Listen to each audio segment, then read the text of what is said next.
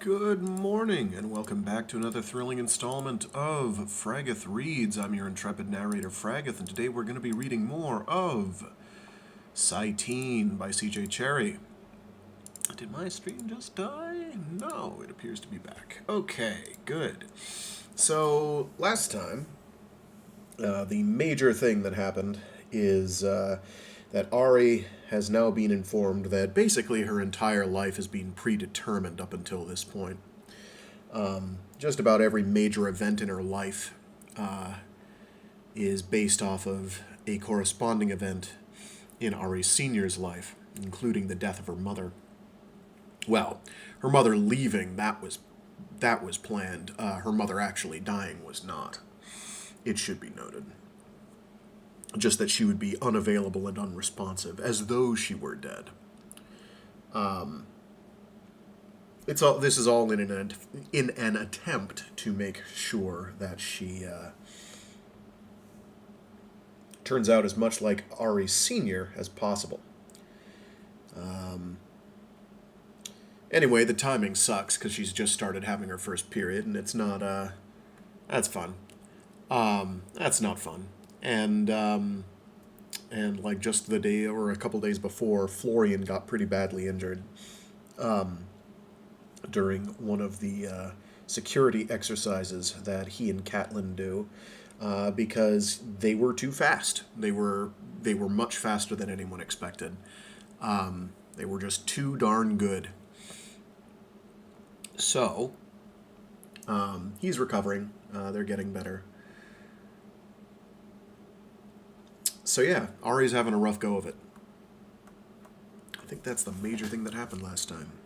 Okie doke, let's get rolling. We've got a moderate-sized chapter today.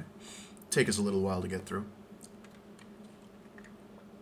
Without further ado, let's get rocking and rolling.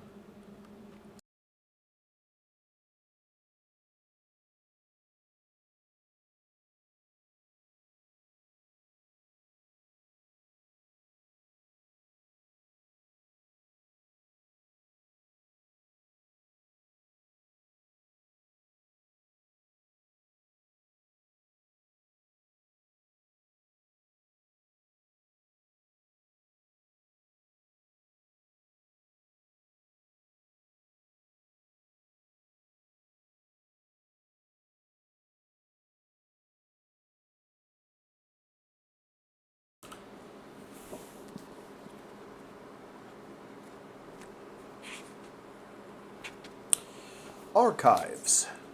Rubin Project. Classified Class AA. Do not copy without Committee Form 768. Content. Computer transcript file number 5998, sequence number 1. Dennis Nye/Catlin 2. Emery 1, Emery 2, Florian 2. 2418, 4/14, 0048. AE2. Minder, this is Ari Emery. Florian and Catlin are with me. Print out all entries since I was here last. Base 1. There are 2 messages. Welcome to your own home. If you get scared and you want to call me or security, please don't hesitate. Oh, that's Dennis Nye. Welcome to your new home. If you get scared and you want to call me or security, please don't hesitate. But you're as safe as you are. But you're as safe there as here. Trust Florian and Catlin. Take their advice when it comes to your safety. Drop by the office tomorrow if you feel like it. There's so much you need to know. I let you go because you're not a child, and I wouldn't bring your security and mine into conflict. My bet would still be on Seely, but I truly don't want to put that to the test. Attached to your housekeeping list will be security's standard recommendations, and Seely's for basic security setup. Give it to Catlin and Florian. They'll understand. They probably don't need it, but a checklist never hurts, even with experienced personnel. Don't let housekeeping in unless Florian or Catlin is watching. Seely always did that for us, in case you never noticed. Refrigerate the eggs and use the ham immediately. It'll have thawed. I wasn't going to send perishables, but you haven't got any breakfast otherwise. I put in a box of cocoa. You're responsible for everything now. but if it gets too much for you, please call or come by the office. You'll have to have an office now in Wing 1. You won't need it, but now that this apartment is active, you'll use at least one secretary and one clerk, which you can request from the Wing 1 administrator, Yanni Schwartz. Do that, or you'll be diverting valuable time from your studies filling out silly forms, which, I'm sorry, are necessary. I've assigned you an office in I-244, and you'll need to set that up with Wing 1 security. Again, let Florian read security's recommendations on that. I'm upping your personal allowance to 10,000 credits per month. That may sound like a fortune, but you have to pay 1,200 per month for the office and 5,000 for the clerk and secretary. The rest will go fast, believe me, so you're going to have to keep track of that. Of course, I'll help you if you need something special, but you should learn good habits. Your secretary can manage the credit account, but should not have certain accesses. Again, let Florian and Catlin talk to Seeley. The first Ari's system of protections is still in Base 1. For God's sake, don't dismantle it until you've devised a better one. Florian will advise you there is a security problem with that. It's been in place when other people, mainly myself, could access some of the keyword functions from the top. But it's better than nothing at the bottom, where your secretaries will work. Read the building safety recommendations relative to fire exits and storm drill. Your area has special protections, but there are special things to learn. Never mind. Just read everything I send you and pass it to Florian and Catlin if it involves security or safety of any kind. I still love you. It's much more complicated than that, but I am glad you are here, and would be more than glad to have you back. There were a lot of times I came to odds with Ari Senior, but we were friends. As I am, and will always be, yours. Everything in the apartment is exactly the way your predecessor left it the day she died. You will want to dispose of a great deal of the clothing. Styles change. Pack what you don't want and notify housekeeping to remove it. Your key will also work at my apartment until you're 14. That's only 2 more years. It seems impossible. Meanwhile, be good. Please keep your doctor appointments. It is necessary for your health, and you'll recall your mamma saw you kept them, so it's not just me. You still have obligations, as everyone does who lives in Rezun, and your independent status doesn't excuse you. It only adds more of them, including obeying adult rules. And if medical says a supervisor comes in for a check, they come in or they can lose their license. I'll add the obligation to keep your school schedule. I've indicated to Base 1 that you are extremely mature and responsible. Please, don't make me a liar. So many people have loved you. Jane loved you most of all. She never wrote to you because she felt that was best for you. She knew there was a time she had to cut the cord and let you go for your own sake. So do I know that. So I wish you well, but I will still, because you are only 12, and because that apartment is very large and Rezun is much larger, be extremely concerned that you are well and taking care of yourself adequately. I know that you are much older than your chronological age, and that you have Base 1 to draw on, which is no small thing. You have handled housekeeping and lab requisitions and finance. You have dealt with reports and lab scheduling. You have lived with security systems and the regulations of the house all your years, and you have 2 equally adept companions. I would trust the 3 of you to handle yourselves in a security crisis. I am not, on the other hand, sure that you will not leave the oven on in the kitchen or have the watering system overflowing the garden. Ari, however much you disdain trivia and accuse me of obsession with it, I remind you again that clean laundry only happens when you remember to send it to housekeeping. If this were Novgorod, I could never countenance this move. But housekeeping, like security, is capable of coping with crises, and I am sure your mistakes will reach my desk. Rezun itself is my house, and you have elected to move to another of its rooms. Let me explain something further to you. I have encouraged you to this departure. I did so when I brought you here, and I told you that this would be yours. You and I know the limits of your frustration, but Florian and Catlin do not, and neither, for that matter, does Seeley. I believe you are emotionally mature enough to understand that the threats to your safety are real, and that indeed you are capable of giving an order which your companions will obey, which they must, I stress, obey, and they will kill at your order, whether or not that order comes from a mature judgment. I showed you this apartment because I felt that one day you would need this place to go, a safety valve in a situation increasingly volatile and unpredictable. You are operating with a world knowledge and maturity greater than many functioning adults, within a system of surveillance, interventions, and monitoring which would stress an Asi with the internal emotional experience and stability of a pubescent child. I feared the explosion that has happened. I was glad to see it turn the direction it did. It is not unprecedented. I set you up for it, as you will see. In 2295, when the first Ari was your age, I wasn't born yet. Gerard was 4. Neither of us remember that year, but Gerard does recall, when he was 5, that the first Ari and her guardian Geoffrey Carnath had a spectacularly public argument at a New Year's party. Gerard doesn't himself remember what was said. Jane Strassen said it regarded Ari's showing up in makeup, but that was hardly an excuse for a screaming argument. Archives does say that security had to mediate a severe problem between Ari and Geoffrey's New Year's Day. Oh, I don't know how to read. I'm adding possessives to the wrong words. Archives does say that security had to mediate a severe problem between Ari and Geoffrey New Year's Day, when he ordered Florian and Catlin into detention for 3 days, and Ari required unexplained medical treatment that may have included sedation. There was, you will find, no taping on Geoffrey or the first Ari. We don't precisely know what happened. The public record of the problem involved Ari's demand to have a key to her own room. Years later, to me, she said Geoffrey had taken indecent liberties with Florian. Look that up if you don't understand what I mean. Certainly Ari made certain things up, but while her early relationship with Geoffrey was friendly, it came to increasing stress and repeated altercations that finally resulted in a family council and Ari's being granted her own residency, independent of her legal guardian. It's come true, hasn't it?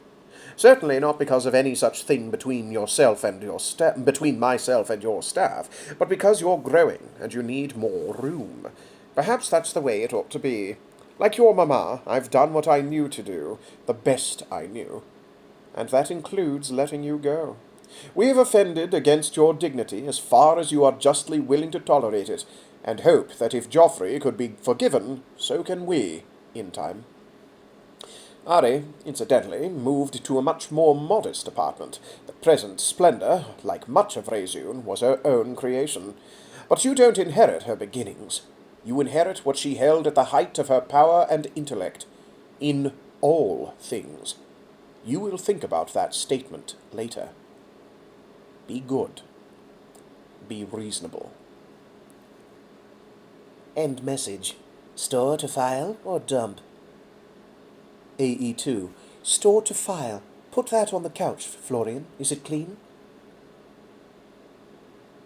FL2. Yes, Sarah. AE2. There's print coming. You both need to read. FL2. Yes, Sarah. Are you upset, Sarah? AE2. Nothing. Go on. Stop worrying about me. You've got work to do. Base 1, continue. B1. Second message. Ari, this is Ari Senior. Welcome. You're 2 years early. There's a householding tape in the cabinet in the den. You need that. You are 12 years old. This program does not provide for that contingency. It will treat you as if you were 14. A list of accesses and authorizations will print. Recommended tapes will print. Base 1 access has been removed from your guardian's apartment. Security monitoring has been redirected to Base 1. Lethal security measures have been disabled for your protection. When you are 16, you will have the option to reactivate them. You may run a security check on any individual from Base 1. Ask for Security 10. The activity will not leave a mark on any file of lower security clearance than your own. I hope you are happy here. Your taste and mine may not coincide, but most everything in this apartment is both real and handmade, from the tables to the vases to the paintings on the walls. The paintings in particular are originals, and they don't truly belong to me or to you. They belong to the people of Union, someday, when there are museums where they can be protected. They come from Earth, and from the first starships, and from the beginnings of Cyteen as a human world. Guard them in particular, whatever you feel or whatever you understand about me right now. If you would harm any of these things, you are a barbarian, and my gene set has gone wrong in you. There are conditions of responsibility involved with your permissions and accesses, and they will either expand or terminate. This program can protect Razun and itself against misuse. You don't know me yet, as you don't know yet the good and the bad that you are capable of reaching. I came to live on my own to escape an intolerable situation with my guardian, and because I was at that time a special, I was given certain rights of majority. I maintained a speaking relationship with my guardian. We were never close, but once the situation was relieved, I saw that he was only a man with human faults. Once the situation was relieved, I just read that line. Once the situation was relieved, I saw that he was only a man with human faults, some of which were considerable, and some virtues, once I was not living within his reach. The faults did not manifest until late. They were sexual in nature, and I need not go into them. Your database now reaches to the year 2297. That will tell you as much as you need to know, perhaps more than you want to know, and I certainly hope your own experiences have been happier. Whatever has happened, whether your parting from your guardian was amicable or otherwise, you are still a minor, even at 14, and it would be foolish of you to do other than cooperate with administration until you have the experience to outmaneuver it. I could not win against my situation except by protesting to security and establishing an independent residency. If House Security has become corrupt, you have a serious problem. Do you feel this is the case? AE2. I don't know. B1. A list of precautions will print. This program will search all House activity and advise you of any actions which may involve yourself or your rights. The list will print. This option is also available under Security 10, which can read into House security, but which cannot be read by them. Remember that a negative or a positive result in any single question itself means nothing. You have to interpret your own situation. Remember, a person with a higher security clearance than yours can install false information in the House system. Florian and Catlin have survived to be here with you. Good. Are they physically and mentally well? AE2. Yes. B1. Do you believe their loyalty to you is absolute and without exception? Yes. Is there any condition under which they would disobey you? No. Beware of absolute answers. Would you like to reconsider? AE2. No. B1. This program accepts them. Security 10 can revise any estimation. Do not permit Florian or Catlin to take tape outside your personal supervision. Not for 2 seconds. Oh, no. No. I was good. It just repeats the rhythm. Do not permit Florian or Catlin to take tape outside your personal supervision, not for 2 seconds, outside your direct observation. You can obtain their drugs with your supervisor's clearance. Advise them of this. Under no circumstances must they take any drug you do not provide or permit any intervention without your presence. You must run an intervention to do this. You are not yet qualified in this procedure. A routine will print. Follow instructions meticulously. Read the cautions and observe them. So much as a chance sound could do them great harm. Their instruction is the most necessary security measure you will take. Now, name the individuals at Razun or elsewhere you would like investigated by the security accesses of this program. I urge you to begin with your closest friends and your known enemies, and add anyone else whose behavior is not ordinary. You may amend this list by Security 10. The program will provide you the security status of these individuals. Name as many as you wish.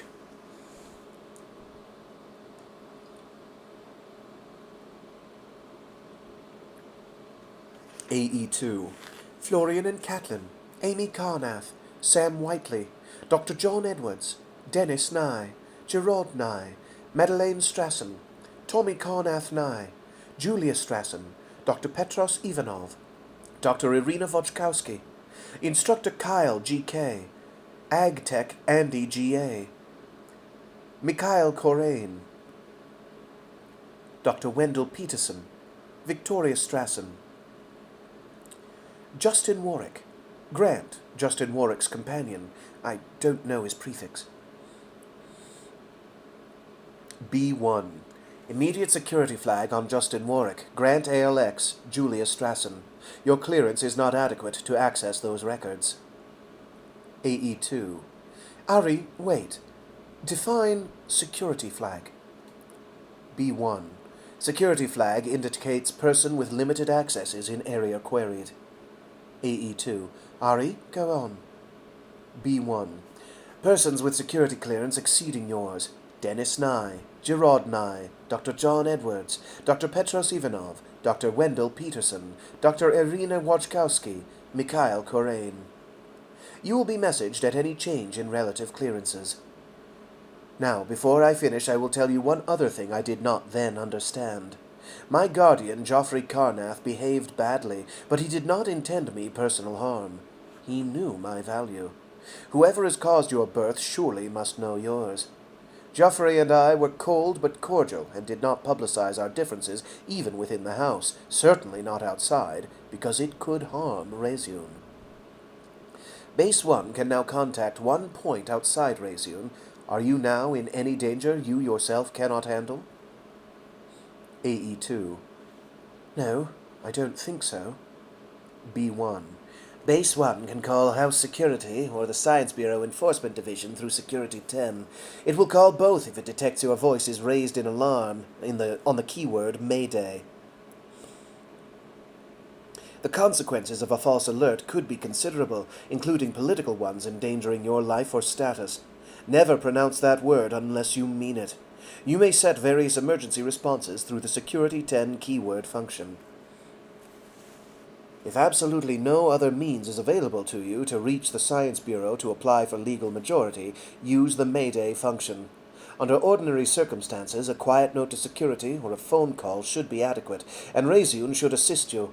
I reached my legal majority at 16 by a tolerably routine application to the Science Bureau.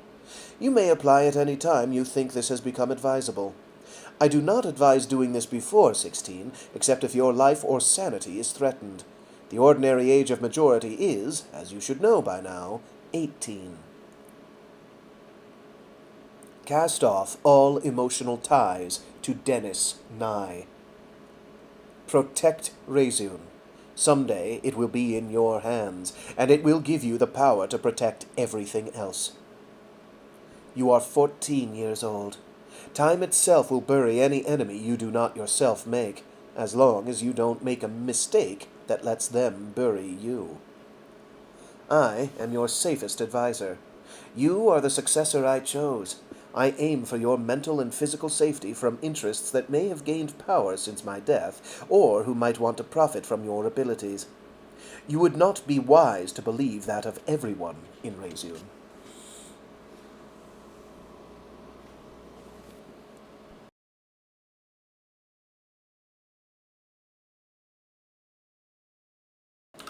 Hello, Jay Waldrop. Thanks for tuning in. Chapter 10. 1. Uncle Dennis was right. It was a huge place. It was very quiet, and at the same time filled with strange noises. Motors going on, expansion of metal in the ducts, or small sounds that might have been a step or a breath, though the minder would surely sound an alarm if there were a living presence. If it had not been tampered with. If Base 1 itself was reliable. Ari knew which bedroom had been the first Ari's. The closets were full of her clothes. The drawers had more clothes, sweaters, underwear, jewelry, real jewelry, she thought. And the smell of the drawers and the closet was the smell of home, the scent she wore. The same smell as permeated her closet at home, at Uncle Dennis's apartment. There was a room which had belonged to the first Florian, and another which had belonged to the first Catlin. There were uniforms in their closets which were a man's and a woman's, which bore their numbers. and party clothes in satin and black gauze. There were things in the bureau drawers. There were guns and odd bits of electronics and wire, as well as personal things. They were older. They were older, Catlin said. Yes, Ari said, feeling a chill in her bones. They were. There were, constantly, the sounds, the small whisperings that the rooms made. Come on, she said, and brought them out of the first Catlin's room. She kept telling herself the minder would react to an intruder. But what if one had already been there? What if the minder were in someone's control? She took them back to Ari's bedroom, back at the far end of the house. They brought the guns that they had found, even though Catlin said they ought not to rely on charges that old. They were better than nothing. Stay with me, Ari said to them, and sat down on the bed and patted the place beside her. So they got beneath the covers in their clothes, because the night seemed cold, and she was in the middle of the huge bed, Ari's bed, and Florian and Catlin were on either side of her, tucked up against her for warmth, or to keep her warm. She shivered, and Florian put his arm around her on the right side, and Catlin edged closer on her left, until she was warm. She could not tell them the things they needed to know, like who the enemy was. She did not know any longer. It was ghosts, she imagined. She had read the old books. She was afraid of things she reckoned Florian and Catlin did not even imagine, and they were foolish to name. No one had slept in this bed, on these sheets, since the first Ari died. No one had used her things or turned back the covers. The whole bedroom smelled of perfume and musty age. She knew it was foolish to be afraid. She knew that the sounds probably had to do with heating and cooling of metal ducts and unfamiliar wooden floors, and the countless systems this place had. She had read Poe, and Jerome, and knew there was no ghost to haunt the place. Things like that belonged to old Earth, which believed the nights were full of spirits with unfinished business, anxious to lay hands on the living. They had no place in so modern a place, so far from old Earth, which had so many dead. Cyteen was new, and there were only stories and silliness. Except in the dark around their lighted rooms, in the unexplained noises and the start and stop of things that were surely the minder doing its business. She wanted to ask Florian and Catlin if they felt anything like that, in their azzy way of looking at things. She wondered, in one part of her, cold curiosity, if CITs could feel ghosts because of something in CIT mindsets. Shades of value, her psych instructor said. Flux thinking. Which Florian and Catlin could do, but it was something they were just now learning to do. Which meant if she told them about ghosts, they could get very disturbed. Catlin was so literal, Catlin believed what she said, and if she started talking about Ari being dead and still in this place... No, not a good idea. She tucked the sheets up around her chin, and Florian and Catlin both tucked themselves up against her, warm and dependable and free of wild imagination, never mind the fact that Catlin also had a gun with her under the covers, which ought to make her more nervous than thumps in the night. The whole thing was unreal. Uncle Dennis had called her bluff, that was what he had done, and hoped she would foul up and come back. No, Base 1 had altered itself. It kept saying she was 14. It complained she was low in her test scores. Damn it, she was 12! 12! 12! She was not ready to grow up.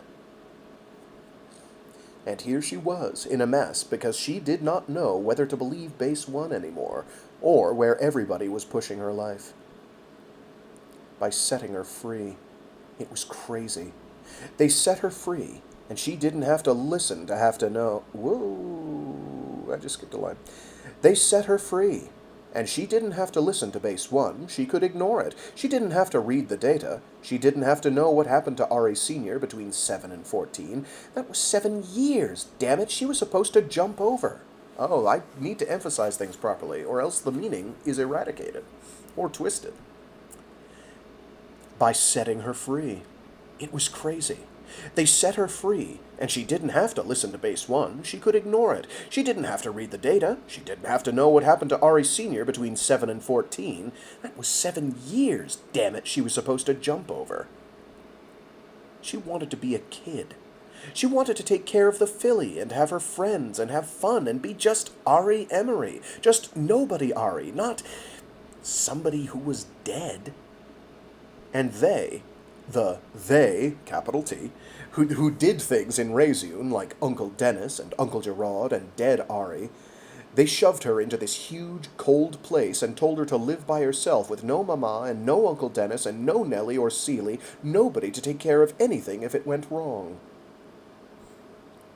It had started out feeling good, and then feeling like an adventure, and now, at 0300 and snuggled down in a strange, huge bed with 2 Kid Azzy, it started feeling like a terrible mistake. I wonder if I can get Base 1 to back up and say I'm 12 again. Or have I gotten myself into a mess and I can't back up and I can't catch up with it? It's just going to keep going, faster and faster until I can't handle any more. If I say no, Base 1 will stop all my accesses and take my super license, and if they take that, they'll take Florian and Catlin. They can't do that.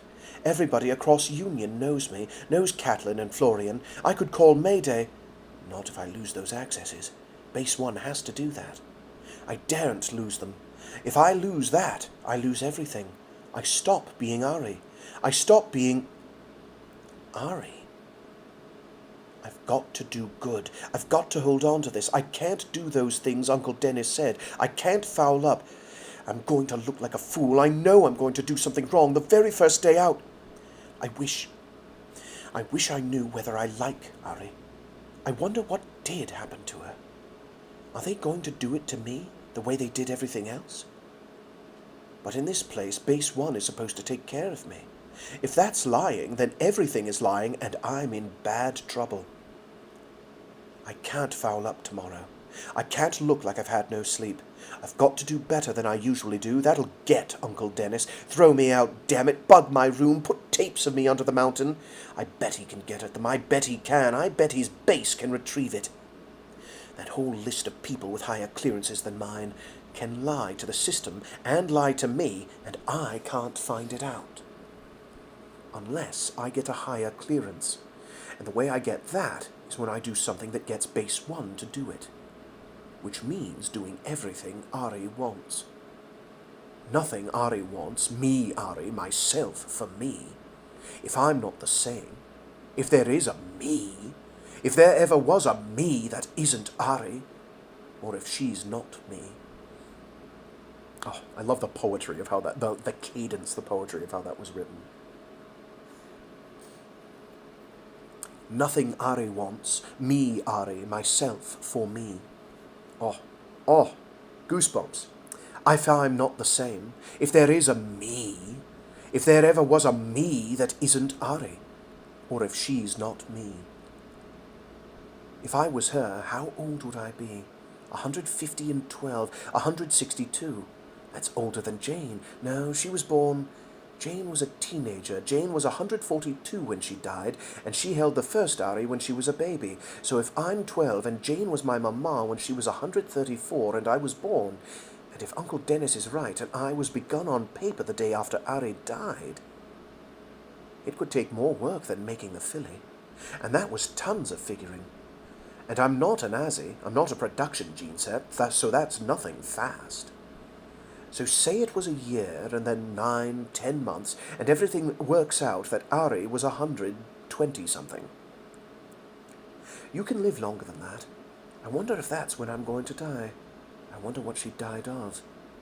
Rejuve usually doesn't go till you're 140 and if you get it started early, and she was pretty. She was pretty when she was older. She was on it early, for sure. That's depressing. Don't think of that. It's awful to know when you're going to die. It's awful to read ahead what's going to happen to you. I don't want to read that stuff in the files. I don't want to know. And it's real stupid not to. There was a man who could see the future. He tried to change his. But that was his future. That was his future. like changing it can't work. Because then you go off what the base wants and you're frozen, locked up, no accesses. I have to do well. I have to do everything they want, and then when I grow up, I can get them good. Damn, that's exactly what Ari had said I should do. How do I get away from her? Can I get away from her and still be me?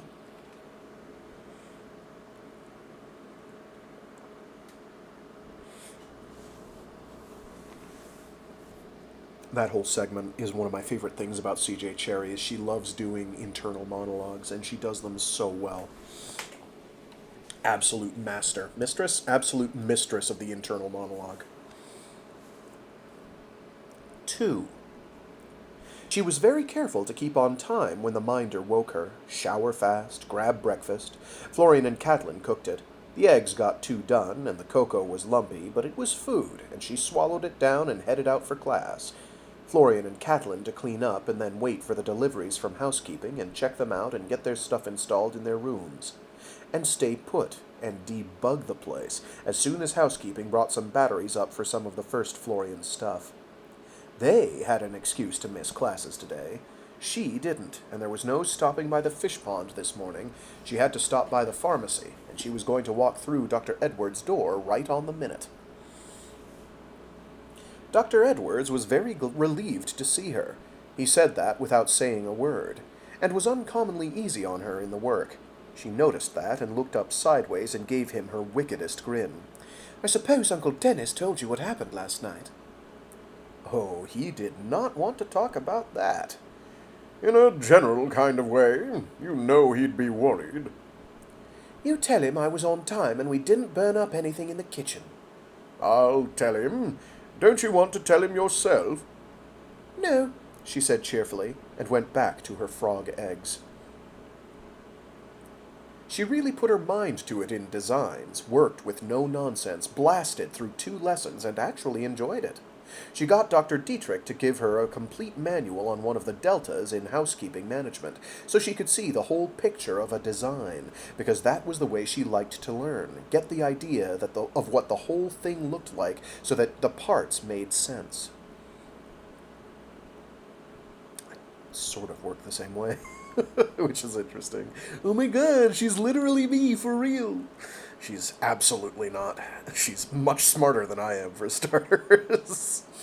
She wanted an alpha set, but Dr. Dietrich said it was better to learn a few more typical kind, and then work on the exotic cases. That made sense. Dr. Dietrich said it shouldn't be anybody she knew, that she wasn't ready for that. Nice that she wasn't ready for something. It made her feel like there were at least it made her feel like there was at least a floor to stand on. She had learned a very good word in Dr. Dietrich's class. Flux, which fairly well said what she was caught in. She didn't have class with any other kids until just before noon, when she had economics with Amy and Maddie. Amy and Maddie hadn't known about her moving out. They thought she was putting one on them. So she put her card in the nearest house slot in 1A, and it started spitting out all these messages she hadn't known she was going to get, like housekeeping asking for a verification on an order for a special kind of battery. She knew who had asked that, and punched yes. And a note from Yanni Schwartz telling her that her office in 1-244 was keyed to her card, and he had a secretary and a clerk going to set up in there, whose names were Ellie BE979 and Winnie GW88690. And their living allowances were now on her card, along with the equipment requisition for another couple of terminals and online time with on the house system, and a message from Dr. Ivanov that her prescription was waiting at the pharmacy. That impressed Maddie and Amy all right. It looked like they still weren't sure she hadn't set this up to get them, but she told them that tomorrow they were going to get a chance to see. She would take them up where she lived now, all on her own. All on her own. She's not taking them up there on her own, though she might. But I believe the intent of the sentence is, let's try the sentence again. They looked like they still weren't sure she hadn't set this up to get them, but she told them that tomorrow they were going to get a chance to see. She would take them up to where she lived now, all on her own. And they went funny then, like something was going different. That was something she hadn't thought about. She was thinking about it all the way to the pharmacy, and then she had that package to worry about, up past the security guards into the lonely terrazzo hallway that was all hers down to the barrier wall. She used her keycard on the door and let herself in. The minder told her that Florian and Catlin were there, and quick as that they showed up from the hall to the kitchen. "Did housekeeping get here?" she asked. "Yes, sirrah," Florian said. "We've got everything put away. We went all over the apartment." That meant the batteries Florian had wanted had gotten there. "Housekeeping was in order," Catlin said. "We made them set the boxes in the kitchen, no matter what they were, and we went over everything piece by piece before we put it away. We're warming up lunch." "Good," she said. "Class was fine. No problems."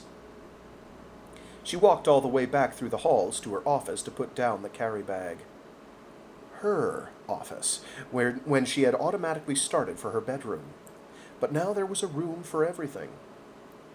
She unloaded the manual there and took the carry bag back past Florian and Catlin's rooms to her own bedroom. Pooh Thing was there, right on her bed where he always was. She picked him up and thought it would be really rotten if Uncle Dennis had bugged him. She picked him up and set him down again against the pillows, and sat down and kicked off her shoes, and took out the pills from her carry bag, the prescription pharmacy had fussed about until they nearly made her late for school, no matter what her keycard said, and no matter what the house system told them she was authorized to have. 75s, Florian said, looking at the pill bottle after lunch. Ham and cheese sandwiches, with nothing burned. "That's all right. That's right for a deep dose." "Do you want to see what I have to tell you?" She had run out the print, and she had the paper in her lap. "I've told the minder, no calls, no noises. I've got everything on the list, but I'd feel better if you looked at it." She passed the printout over. They read it, one after the other. "Sounds reasonable," Catlin said. "I haven't any trouble about it." "I don't see any problem," Florian said. "It won't take half a minute, if there's no tape to do." It still scared her. It scared her more than anything else. But she did what it said. They took their pills, and she followed what the paper said, and left them to sleep then. And went into her office, shut the door, and used the keyboard with base 1, because she wanted no noise in the apartment at all while they were that far down. She told base 1 the routine was run. And base 1 said, "This base now recognizes their cards."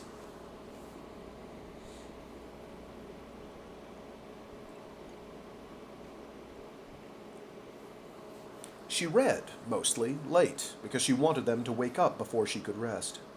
She scanned Ari Senior's data on the words Jeffrey Carnath. And she had understood Uncle Dennis in what he had said happened. She scanned it all the way to the end, when Ari moved out. She read the worst things and sat there feeling strange, just strange, like it was bad, but nobody had died. That was the worst, if somebody had died. Then they might disappear someone else. And she was mad. Mad about things another Ari's guardian had done a long, long time ago, which weren't there, but the security reports were, right up to when Ari had turned herself and Florian and Catlin over to security, saying her uncle was abusing Florian. That was the way security wrote it. But she knew what had happened. Sort of. She couldn't make a picture in her mind, but she knew all the same. And Ari talked about getting along with her guardian. "I'd have killed him, like I'd have killed Uncle Dennis if he'd gone after me. Because you don't play games with security, not with Seeley, not with Dennis. But then where would I be? In a lot of trouble. In a lot of trouble." Her stomach went upset. She had known she was in a corner, deep down. Jeffrey Carnath's security had gotten the better of the first Aris. They must have had a fight. Something must have happened. Florian and Catlin had gone to detention. Ari had gone to hospital. Ari Hospital, she typed for that date. Sedation, it said. Joffrey Carnath's order. Florian security. A medic had seen him. He was hurt. So was Catlin. And they had run tapes on him and Catlin. She got the number on them. She chased the case through files for an hour and chased the move-in order and the family council meetings, where senior staff, knowing what had happened, had given Ari Senior a place of her own, with her own key and no one to watch over her, because that was what she demanded to have, because she was threatening to go to the news services and Jeffrey Carnath was too much trouble for even the whole family to fight him over the guardianship. True. Everything true, as far as Base 1 went. Things like that had happened to the first Ari. They had taken Mama. But Uncle Dennis and Uncle Gerard had never done what Jeffrey Carnath had done to the first Ari. She sat there a long time, staring at the screen, and then started looking up some of the words the report had used. And sat there a long time after, feeling her stomach upset. She was terribly, terribly relieved when Florian called to her on the minder and said that he was awake and all right, just a little sleepy yet. "I'm here," Catlin said then, a little vaguely, but Catlin made it into the hall before Ari did, leaning on the wall. "Is there a problem?" "Nothing," Ari said. "Nothing right now. Go sleep, Catlin. Everything's fine. I'm going to fix dinner myself. I'll call you." Catlin nodded and went back into her room.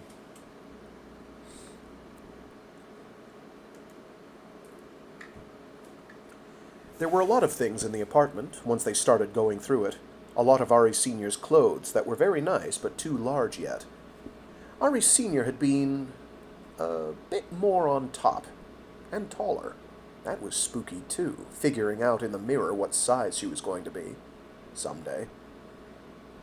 There was jewelry. Terribly expensive things. Not near as much as Maman's, mostly gold, a lot of what could be rubies, just lying in the chest on the bureau. All these years. But who in the house would steal? There was a wine cabinet taller than she could reach, which wouldn't have spoiled, she knew that. It was probably real good by now. And there was whiskey and other things under the counter that wouldn't have been hurt by all these years of sitting there.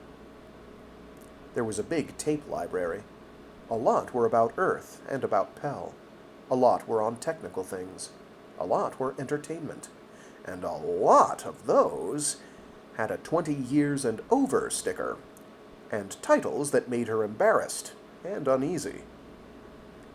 Sex stuff. A lot of it. It was like looking through Ari Senior's drawers in her bedroom, like it was private, and she would hate if she were grown up and dead to have some 12-year-old kid going through her drawers and finding out she had stuff like that in her library. But it was interesting, too, and scary. The first Ari had said there was nothing wrong with the thoughts she had had, just that she was too young and shouldn't be stupid. But it was all right when you were older. She remembered how the first tape felt, and she closed up the cabinet door and wondered what was in them, and whether they would be like the other one. They were just E-tapes. They weren't deep or anything like it. They couldn't hurt you. If they were hers like everything else in the apartment, then she could do whatever she wanted with them, when she was settled in, when she was sure everything was safe. It wasn't like being stupid with people, where sex could hurt you. Kids were supposed to be curious, and there was no way anybody could find out she was using them. Just Catlin and Florian, and they wouldn't mess with her stuff. She could do private things now, real private. And Uncle Dennis couldn't know. When she got settled in, you didn't do entertainment tapes just any time you wanted, no more than you had all the food you wanted. You got your regular work done. Even if you thought about how interesting it would be, and what there was to find out, and how the teaching tape had felt. Meanwhile, the cabinet stayed closed. "It's all right, come on," she said, and brought Amy and Maddie past the security guards and up the lift. She used her keycard on the door and let them in. The minder told her that Florian and Catlin were not there. They were off in classes doing makeup work, the way she had told them they should. She saw Amy and Maddie look at each other and look around at the huge front room, real impressed. Something said to her she ought not to let anyone see all of where she lived, or how things were laid out, or know how things were laid out. She knew Catlin would worry about that. But she showed them the middle of it, which was the big room in front, and the kitchen, and the breakfast room with the glassed-in garden where nothing was growing yet, and back to the main front room and into the other wing, where there was the big sunken den and the bar and then her office, and her bedroom and the bedrooms that had been Florian's and Catlin's, and were again. They had owed over this and that at the start, when she had said that there were rooms down past the kitchens, mostly offices and stuff, and over the garden. But when they got this far, into still another living room with more rooms yet to go, they just stared around them and looked strange. That bothered her.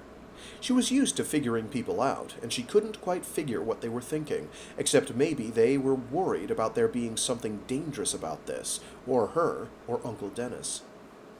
"We don't have to meet down in the tunnels anymore," she said. "We can be up here, and there's no way they can find out what we're doing, because Florian and Catlin have this place checked over so nobody can bug us, not even Uncle Dennis." "They can still find out who we are," Amy said. "I mean, they know me and Maddie, and maybe Sam, but they don't know all of us." That was it. She had wondered over and over how much to tell them, particularly Maddie. She worried about it. But there were things they had to know before they got the wrong ideas. "It's all right," she said, then took a deep breath and made up her mind on a big secret.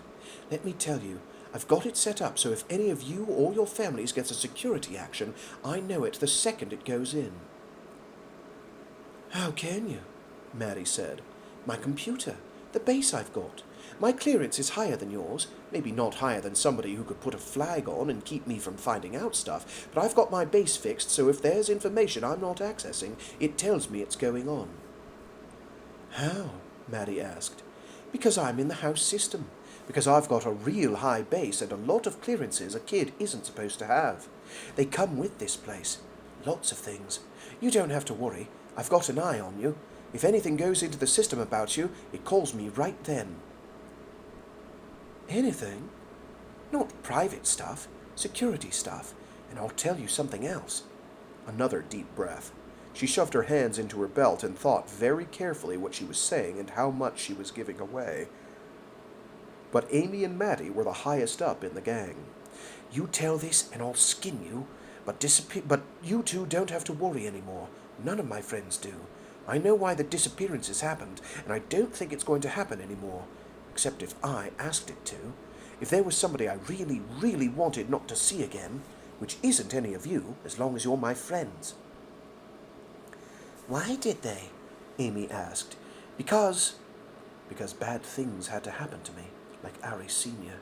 That's too much, a whole lot too much about my business." She shrugged. "Because I wasn't supposed to know things, because my uncles figured they'd tell." They were quiet a long time.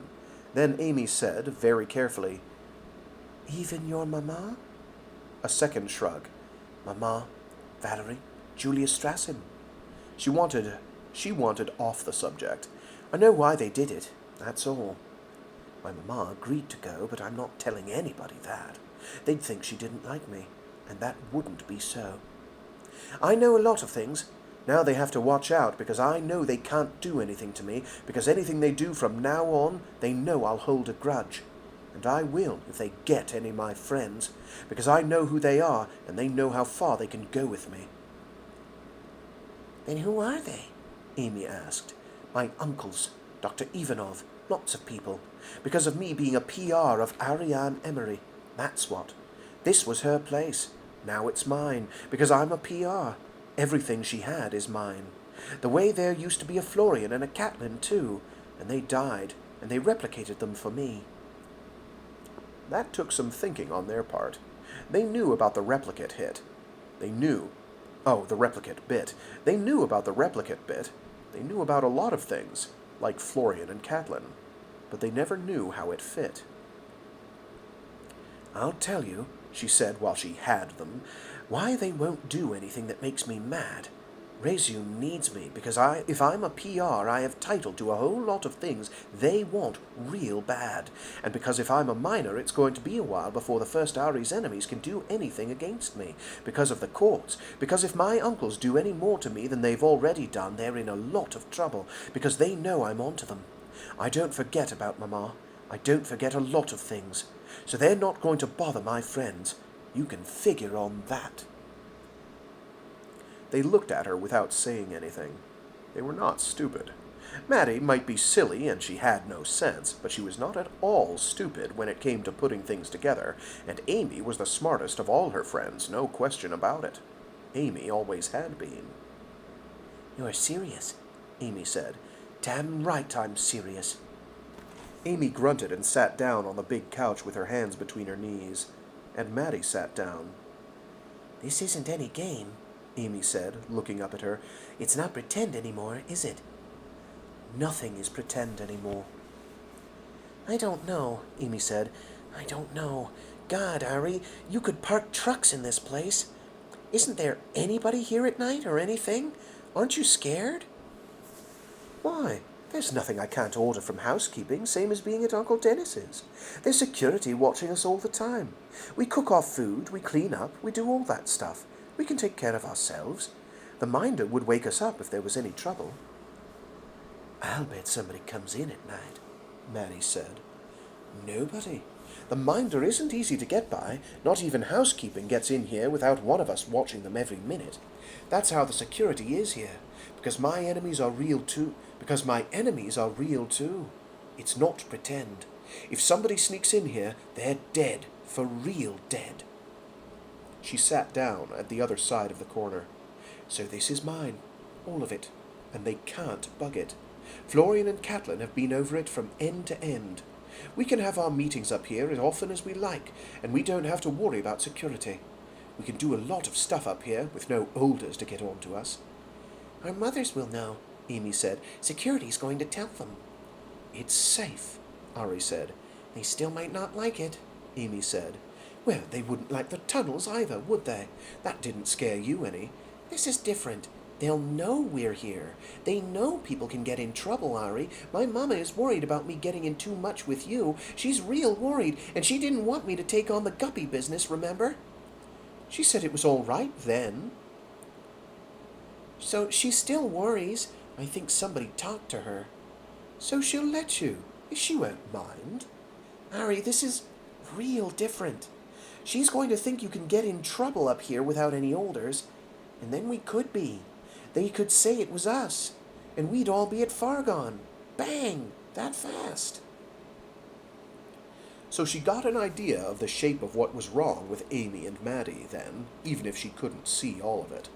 We're not going to get in any trouble, she said. We'd get in a lot more if they caught us in the tunnels. I'm telling you, I can tell if something's going on in security.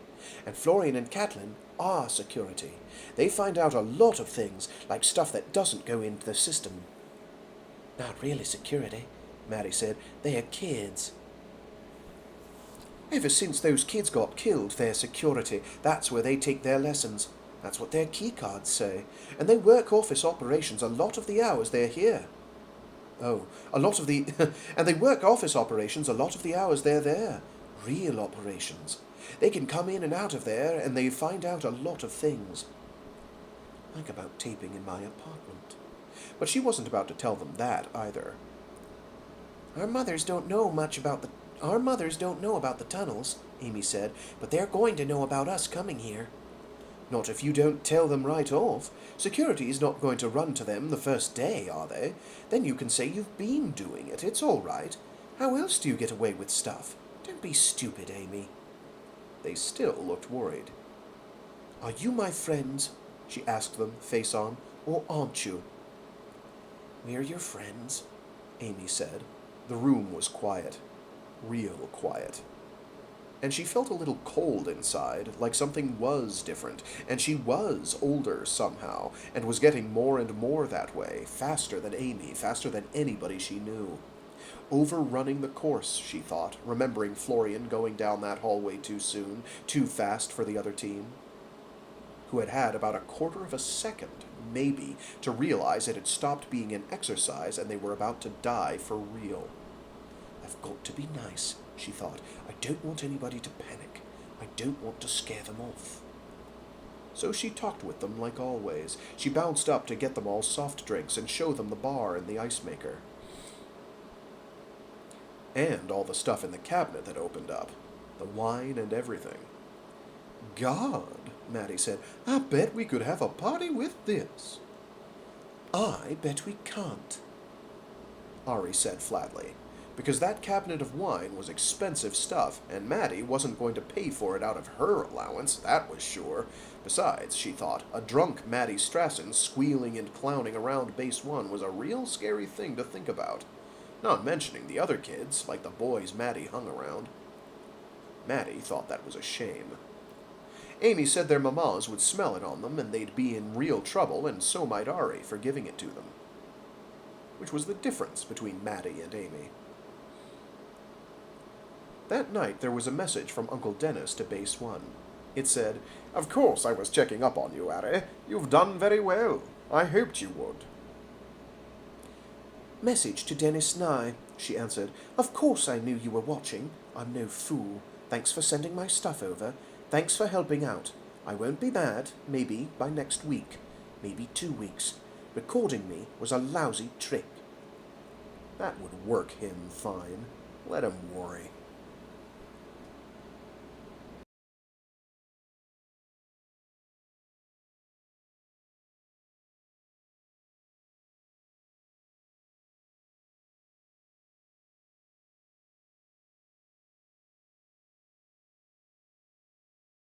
Three.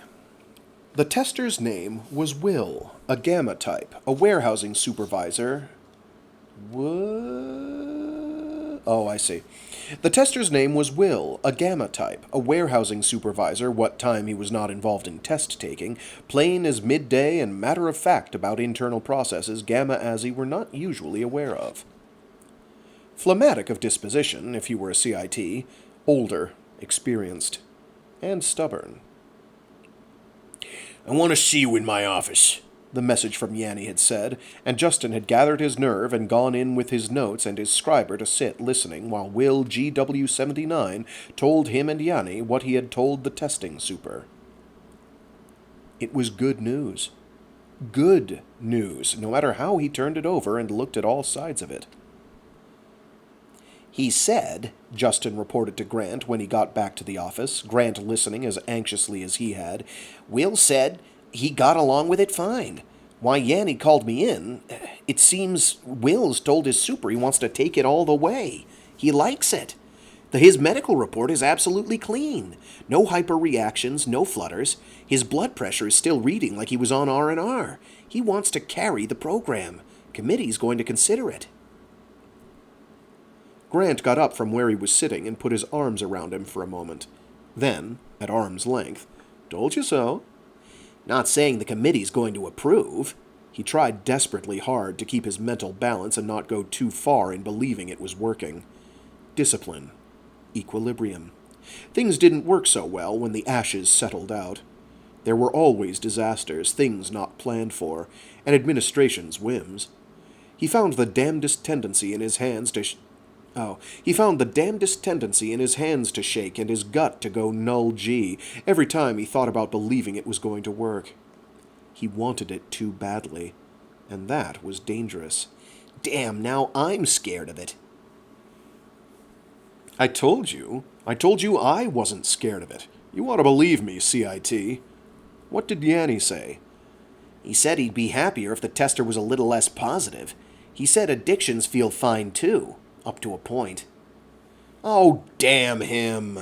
Grant threw up his hands and stalked the 3 clear paces across the cluttered office. What's the matter with him? Yanni's just being Yanni, and he's serious. It is a point he has to...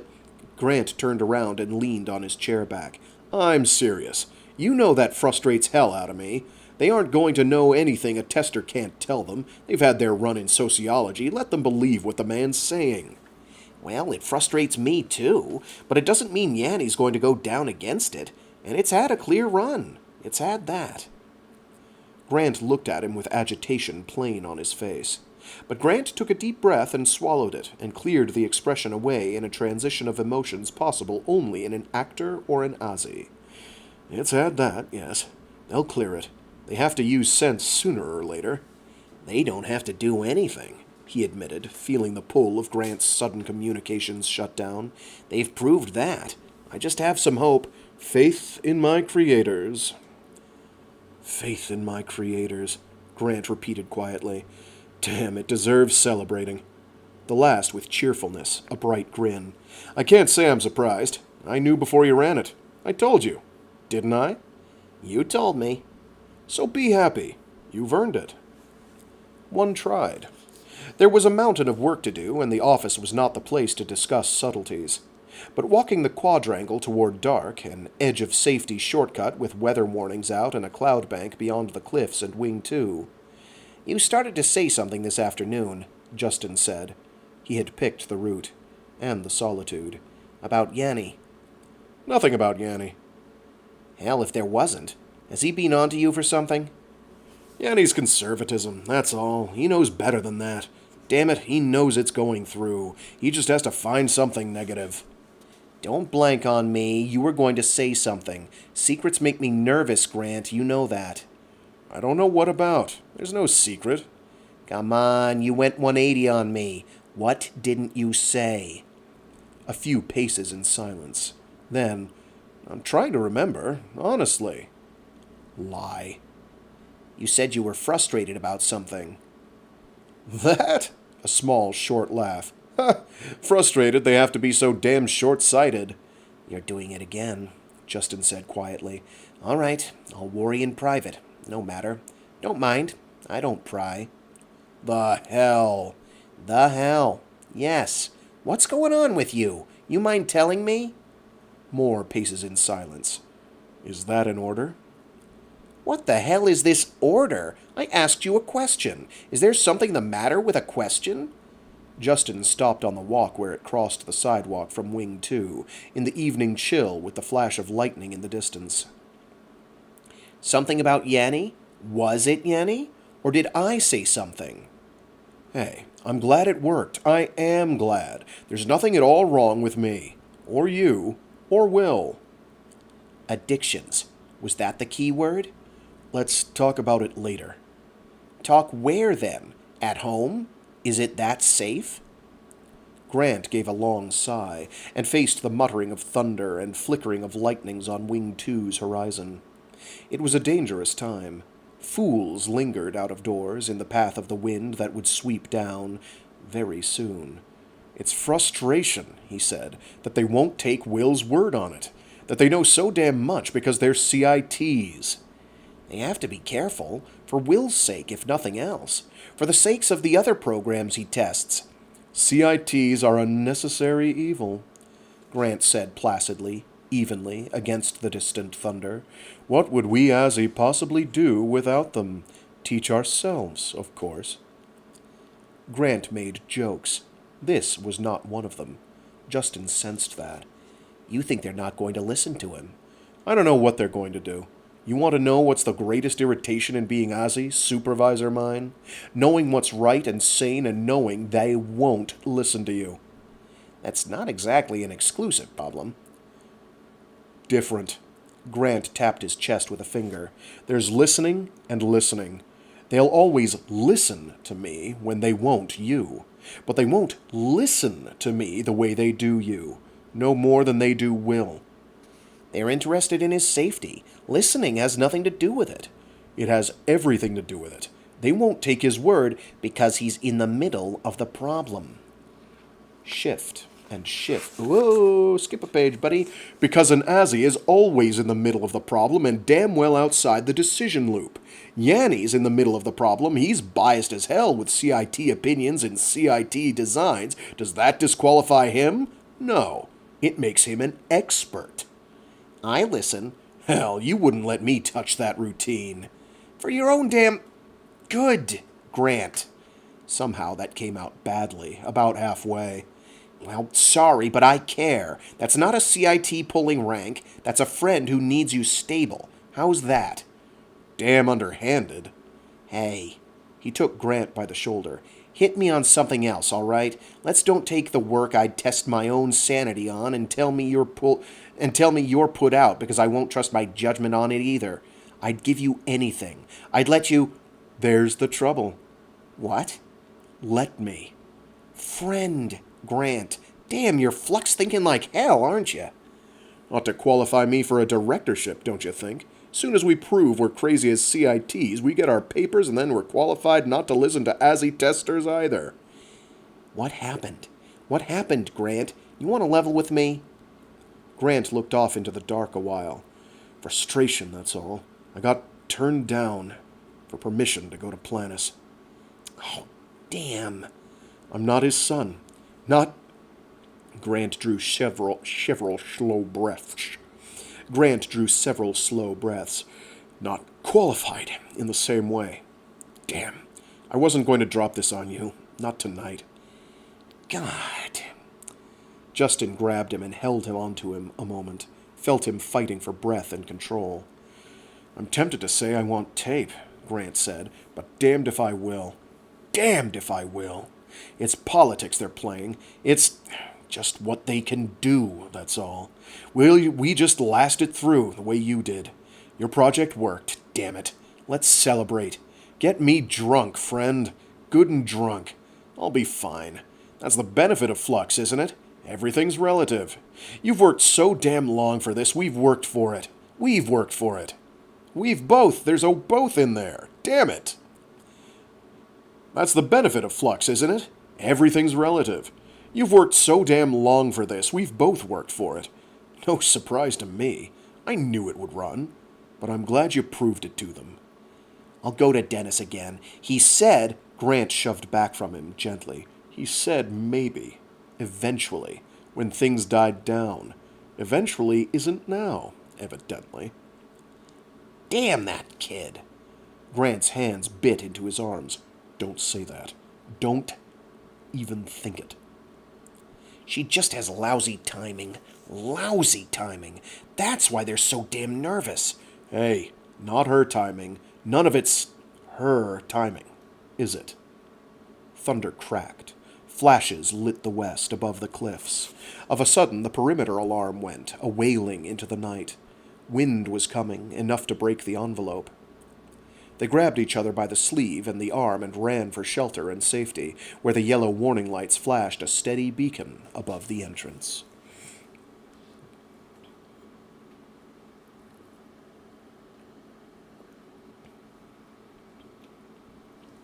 "4. Dessert? Uncle Dennis asked. At Changes, at lunch, which was where she had agreed to meet him, and Ari shook her head. You can, though. I don't mind. I can skip it. Just the coffee. Dennis coughed and stirred a little sugar in. I'm trying to cut down. I'm putting on weight. You used to set a good example. 5th and 6th try at sympathy. Ari stared at him quite steadily. Dennis took a paper from his pocket and laid it down on the table. This is yours. It did pass. Probably better without you, this year. I'm a special? Of course. Did I say not? That's one reason I wanted to talk with you. This is just a fax. There was a certain amount of debate on it. You should know about that.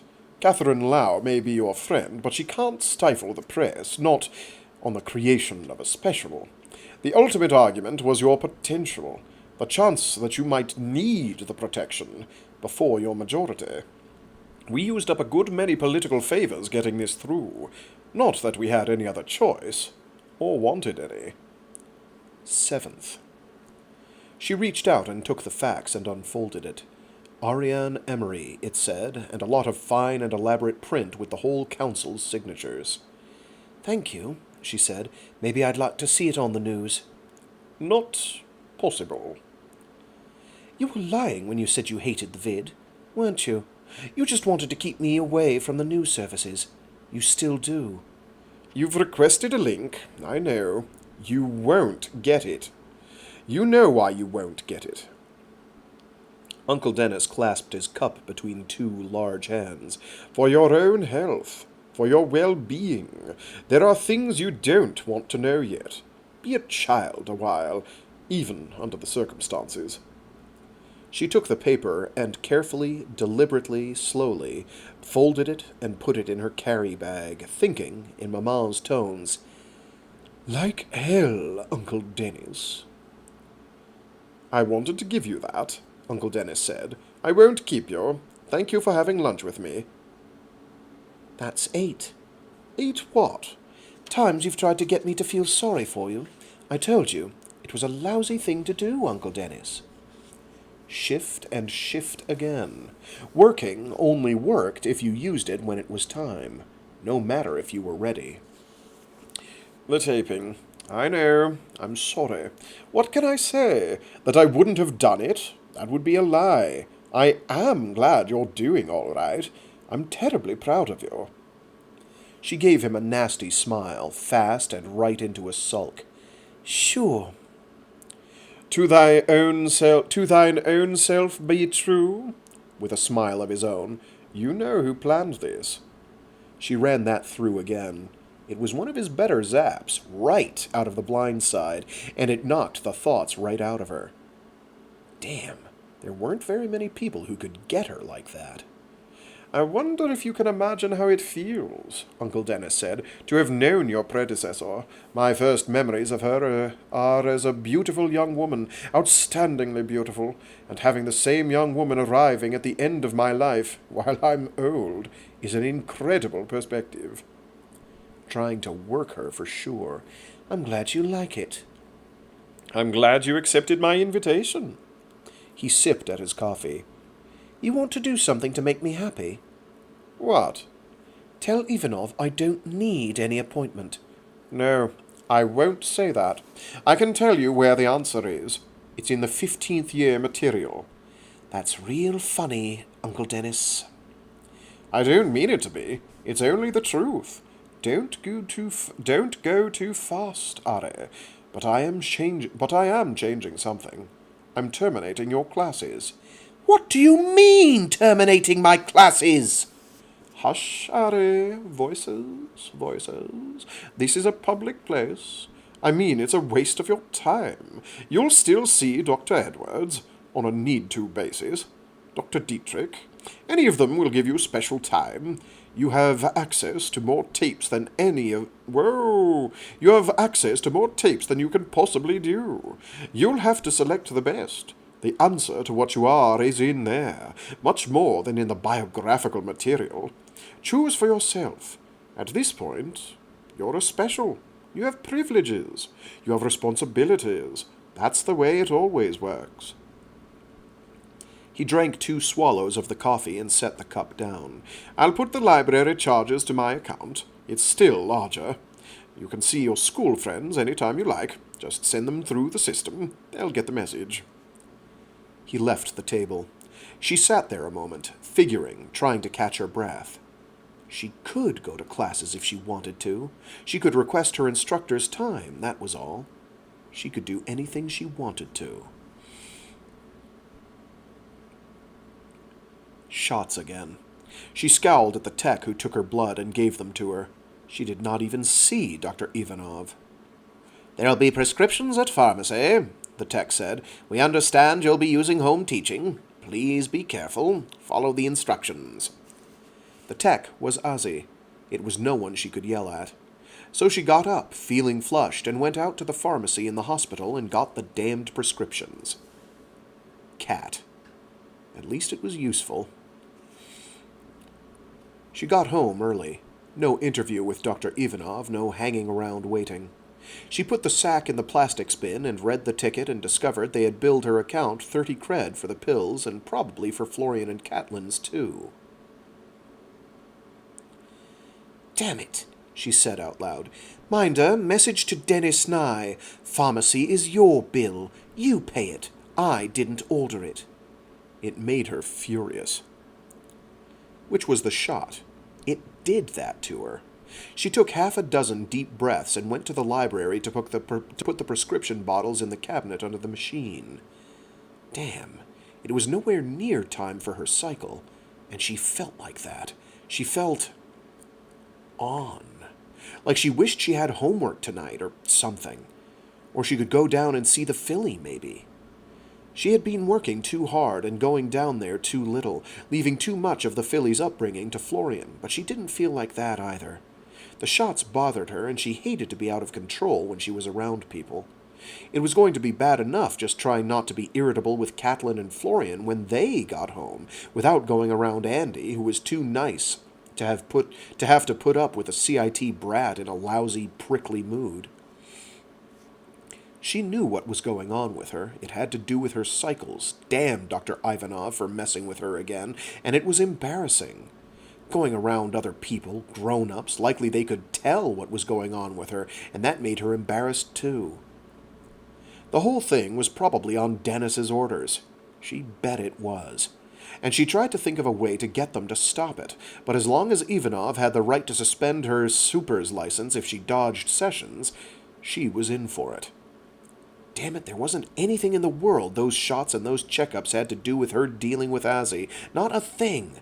But she couldn't prove it, unless maybe she could do what the first Ari had done and call security and get them to arrange a house council meeting. God, and sit there in front of every grown-up she knew in the whole house and explain about the shots and her cycles? She had rather die. Don't go up against administration, Ari Senior had told her, out of the things she had learned.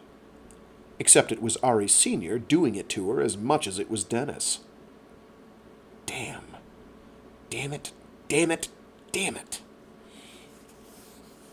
She opened the tape cabinet, looking for something to keep her mind busy and burn some of the mad off. One of the E-tapes. Dumas, maybe. She was willing to do that tape twice. She knew it was all right.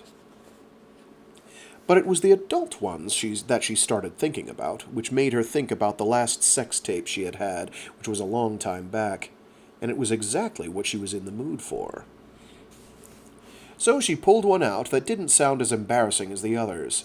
Models, it was called, and she took it to the library, told the minder to tell Florian and Catlin when they came in that she was doing tape and might be 15 more minutes.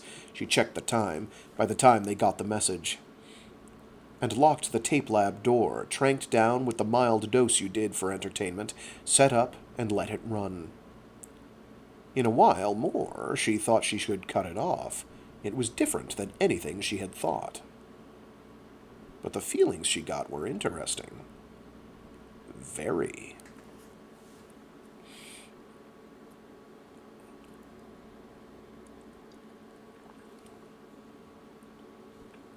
Florian and Catlin were home by the time the tape ran out. She ought not, she thought, stir about yet, but it was only a tiny dose. It was not dangerous. It only made her feel a little tranked in that strange, warm way. She asked the minder, was it only them, silly precaution, before she unlocked the door and came out. She found them in the kitchen making supper. Warm-ups again. "Hello, Sarah," Florian said. "Did it go all right today?" Lunch with Dennis, she realized, and remembered she was still mad if she were not so tranked down. It was strange, the way things went in and out of importance in the day. "He stopped my classes," she said. "Said I didn't have to go to class anymore, except just for special help. Said I had too many tapes to do." So what do I start with? That stupid thing. Like I had all kinds of time. "Is it all right, Sarah?" Catlin was worried. "It's all right." She shoved away from the doorframe and came to put napkins down. The oven timer was running down, a flicker of green readout. "I can handle it. I will handle it. Maybe he's even right. I've got a lot to go through, and it's not like I was losing the school." She leaned on a chair back. The timer went. "I'll miss the kids, though." "Will we meet with them?" Florian asked. "Oh, sure. Not that we won't." She grabbed her plate and held it out as Florian used the tongs to get the heated dinner from the oven. She took hers and sat down as Florian and Catlin served themselves and joined her. Dinner. A little talk. Retreat to their rooms to study. It was the way it always had been, except she had her own office and they had their computer terminals and the house accesses through the minder. She went to her room to change. and sat down on the bed, wishing she had left the cabinet alone and knowing she was in trouble. Bad trouble, because she was good at saying no to herself when she saw a reason for it. But it got harder and harder to think of the reasons not to do what she wanted, because when she did refuse, she got mad, and when she got mad, that feeling was there. She went and read Base 1, long, long stretches of trivial housekeeping records Ari Senior had generated, just the way they themselves were doing, until she ran them past, faster and faster. Who cared whether Ari Senior had wanted an order of tomatoes on the 28th of September? She thought about the tape library, about pulling up one of the recommendeds and getting started with it, and finally thought that was probably the thing to do. Sarah, It was Florian's voice through the minder. excuse me, I'm doing the list. Do you want anything from housekeeping? Bother and damnation. Just send it. A thought came, warm and tingly, and very, very dangerous. Then she said, deliberately, knowing it was stupid, "And come here a minute. My office." Yes, Sarah. Stupid, she said to herself, and cruel. It's mean to do, damn it. Make up something else. Send him off on a job. God. She thought about Ollie, the way she had thought about him all afternoon. Ollie with Mama. Ollie when he had looked young and Mama had. Mama had never had to be lonely, while Ollie was there, and Ollie never minded. Sarah, Florian said, a real voice from the doorway. log off, She told Base 1, and turned her chair around and got up. Come in, Florian. What's Catlin doing? studying. We have a manual to do, just like tape. It isn't something you need to super, is it? Should I stop her? No, it's all right. Is it something really urgent? No. Even if you were late? Even if you didn't get to it? No, Sarah. They said when we could. I think it would be all right. What do you want me to do? I want you to come to my room a minute, she said, and took him by the hand and walked him down the hall to her bedroom, and shut the door once they were inside, and locked it. He looked at that and at her, concerned. Is there some trouble, Sarah? I don't know. She put her hands on his shoulders, carefully. He twitched, hands moved, just a little defensive reaction, even if he knew she was going to do it. Uneasiness at being touched, the way he had reacted with Maddie once. Is that all right? Do you mind that? No, Sarah, I don't mind. He was still disturbed. His breathing got faster and deeper as she ran her hands down to his sides and walked around behind him and around again. Maybe he thought it was some kind of test. Maybe he understood. Another twitch when she touched his chest. She knew better. That was the awful thing. She was ashamed of herself all the way. She was afraid for Catlin and for him, and none of it mattered, not for a moment. She took a hard grip on his shoulder, friend-like. "Florian, do you know about sex?" He nodded, once, and emphatically. "If you did it with me, would Catlin be upset?" A shake of his head, a deep breath. Not if you said it was right. "Would you be upset?" Another shake of his head. "No, Sarah." "Are you sure?" A deep nod. Another breath. Yes, Sarah. Another. Can I go tell Catlin? Now? If it's going to be a while. She'll worry. I think I ought to tell her. That was fair. There were complications in everything. "All right," she said. "Come right back."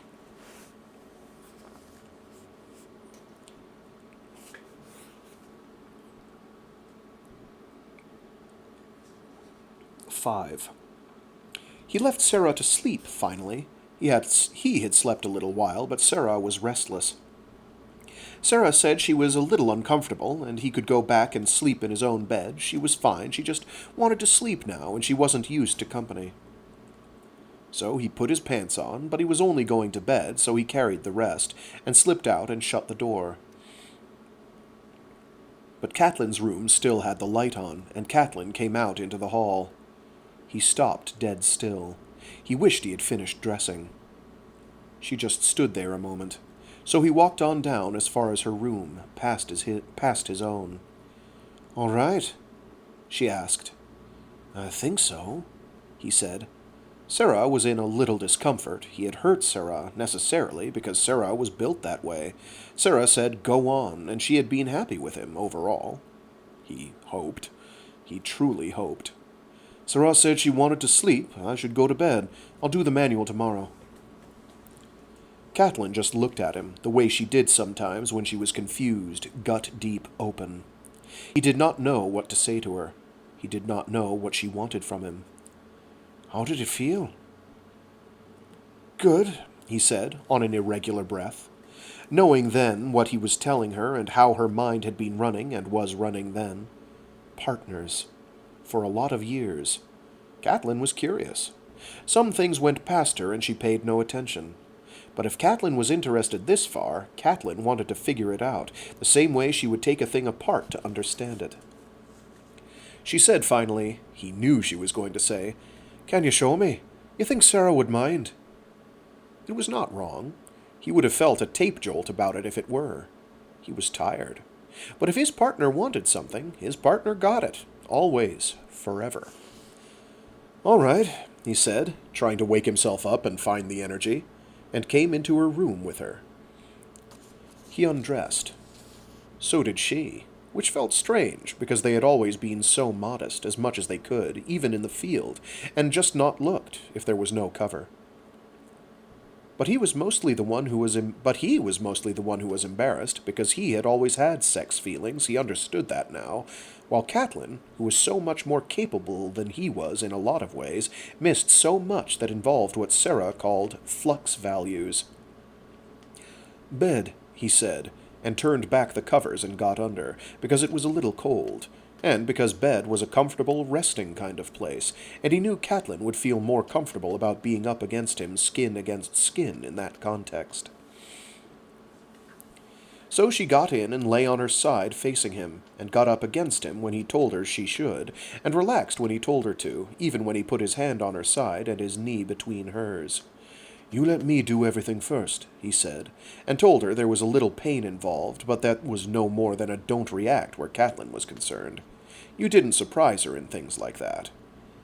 "All right," she said. She could react. He found that out very fast, with his fingers.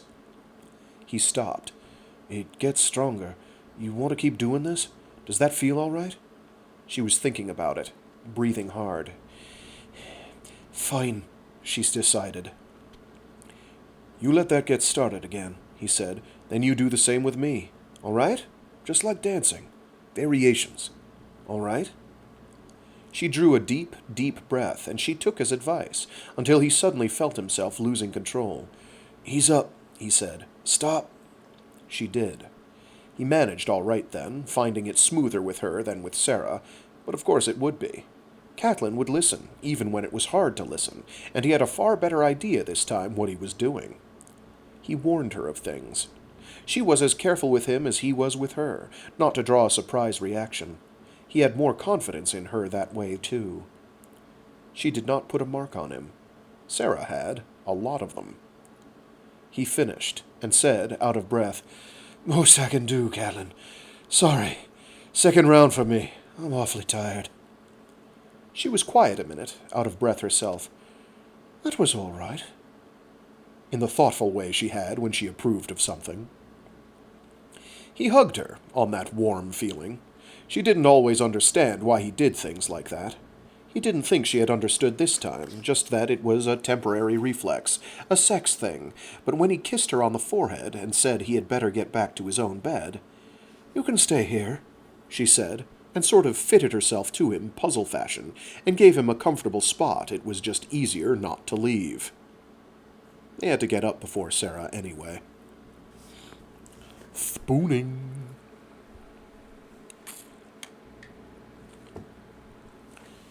In case you thought that they were just automatons, murder bots made of meat, they're people. they've made that, CJ Cherry has made that very clear, but one of the best ways you can make it obvious is have them feel physiological reactions to certain things. 6. Ari woke up at the minder call, remembered what she had done last night, and lay there for a minute, remembering. A little scared, a little sore. It had not been quite like the tapes. Like real life, a little awkward. But someone had said, the tape, she thought. That happens. Even sex takes practice. So they were 12, pushing 13 real hard, which was young. Her body wasn't through growing. Florian's wasn't. She knew that made a difference. The tape had said so. Does Ari have any reference on sex? Ari asked Base 1. But Base 1 only gave her the same thing it had always given, and she had read that so often she had it memorized. She had been irresponsible, completely, last night. That was what kept eating at her. She could have hurt them, and the worst thing was that she still could. This morning, she was still on. A whole lot cooler and calmer, but sex was just like the tape. Hard to remember what it felt like the minute it was over. A damn cheat, leaving just a curiosity. Something you kept picking at like a fool picking at a scab to see if it hurt. Again.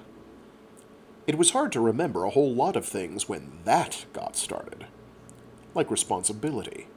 Like people you cared about. Like who you were. Ari Senior was right. It messed up your thinking. It could take over. Real easy. Sex is when you are the most vulnerable you'll ever be. Brains is when you're least. Damn those shots. They're working me, that's what they're doing. They're working me and I can't stop it. Dr. Ivanov can pull my license if I don't take them, and I know what they're doing, damn it. That stuff is still in my bloodstream. I can still feel it. Hormones gone crazy. And I still want to pull Florian in and try it again like a damn fool. Fool, fool, fool, Ari Emery. Are you all right? She cornered Florian to ask before breakfast in the hallway. Carefully. Care about things. It was the only antidote. Yes, sirrah, Florian said, looking anxious, perhaps for being pulled alone out of the kitchen and far down the hall and backed against the wall, perhaps thinking they were going to go through it again. Calm down. Don't confuse him. You've done enough, fool. She could hear Mama clear when she did something stupid. Damn it, Ollie! You're sure? I want you not to try to make me feel good, Florian. If I did something wrong, tell me. I'm fine. He took a deep breath. But Sarah, Catlin and I slept with her last night. We did sex, too. It felt all right, then. It was all right, wasn't it? Surge of hormones. Bad temper. Panic. She found her breath coming hard and folded her arms and turned away, looking at the stonework and floor a moment until she could jerk herself sideways and back to sense. Stupid, Ari. Real stupid. Look what's happened. She's his partner, not me. What in hell am I being jealous for? I did a nasty thing to him, and he doesn't even know it's not right. Oh, damn it, Ari. Damn it. Flux. That's what sex sets loose. A hell of a lot of flux state. Hormones. That's what's going on with me. I wonder if I could write this up for one of Dr. Dietrich's damn papers. But she's all right, she said, looking around at Florian, at a painfully worried Florian. She is all right this morning, isn't she? I mean, you don't think it's messed anything up between you. That's what I'm worried about. His face lightened, a cloud leaving. Oh, no, Sarah. No. Just, we got to thinking about it. Sarah, Catlin was just curious. You know how she is. If it was there, she wants to know about it, and if it involved me, she really needs to know, Sarah. She really needs to understand what's going on. The frown came back. Anything I do is her, too. It has to be. She put her hand on his arm, took his hand and squeezed it hard. Of course it does. It's all right. It's all right, Florian. I'm only upset if you two are. I don't blame you. I don't care what you did. I only worry I could have hurt you. No, sirrah. He believed everything. He would do anything. He looked terribly relieved. She took his arm through hers and held on to his hand, walking him back down the hall toward the kitchen where the rattles and closings of doors said Catlin was busy. But Catlin's not as social as you, and sex is a hell of a jolt, Florian, an awful hormone load. But it's the flux values that it goes crazy with. Flux and feedback loop, brain and hormones interacting. That's what's going on with me. CIT processing. The whole environment fluxing in values. Even Florian doesn't flux think that heavy. It doesn't bother her, really? I really don't think so. She said it was sort of like a good workout. A little laugh got away from her, just surprise on top of the angst that left her less worried and more so in different directions. Oh, damn, Florian. I don't know everything I ought to. I wish I was Azzy sometimes. I do. Keep an eye on Catlin. If her reactions aren't up to par, or yours aren't, I want to know it. I want to know it right then. Call me if you have to stop an exercise to do it. Hear? Call me if you have to stop an exercise to do it. Hear? Yes, sirrah. I just worry because I'm responsible, that's all. And experimenting around with us makes me nervous, because I can't go and ask, I just have to try things, and I really need you to tell me if I do wrong with you. You object, hear me? You object if you think I'm doing something I shouldn't. Yes, sirrah. Automatic is breathing. They reached the kitchen. Catlin was setting out plates. Catlin looked up at them, a little query in the tension between her brows. No troubles with me, Ari said. Florian told me everything. It's all right. The tension went away, and Catlin gave one of her real smiles. He was real happy, Catlin said, the way she could go straight to the middle of something. Of course Florian had been happy. His super took him to bed and told him he was fine, sent him away in a heavy flux state to deal with a Catlin fluxed as Catlin could get, her super locking her out of the room and doing something emotional and mysterious with her partner. So they wake up with that load on them. Fool, Ari. Upset them twice over for all the wrong reasons. Can I do anything right? They ate breakfast. Pass the salt. More coffee, sirrah? While her stomach stayed upset and she tried to think and look cheerful at the same time. Then, Florian, she said, finally. Catlin. Two perfectly attentive faces turned to her, open as flowers to light. About last night. We're really pretty young yet. Maybe it's good to get experience with each other, so we don't get fluxed too badly if we do it with other people, because it's a way people can work you. But the last thing we need to do is start working each other, not meaning to, even if it is fun, because it sure gets through your guard. It got through mine. It was Catlin she was talking to most, and Catlin said, It does that, with her odd laugh, difficult to catch as her true smile. You could use that. You sure could, she said finally, steadier than she had been. The flux diminished steadily, now that she knew her way. But it's hard for CITs. I'm having flux problems. Nothing I can't handle. You'll have to get used to me being just a little on now and again. It doesn't last. It doesn't hurt me. It's part of sex with CITs, and I know I'm not supposed to discuss my psych problems with you. But now I'm onto it. I've got my balance. Nothing at all unnatural for a CIT. You know a little about it. I can tell you a lot more. I think maybe I should use me for an example to start with. You aren't used to flux, looking straight at Catlin. Not real strong, anyway. You did fine when Florian got hurt, but that's something you knew about. This is all new. It feels good, and it's an older thing. Like wine. If you feel uneasy about it, you tell Florian or you tell me, all right? All right, Catlin said, wide open and very serious. But Florian's had tape about it already, so he's all right. If he doesn't get a no with me, it's just something he's the specialist at, that's all. But I can learn it all right. Trust Catlin.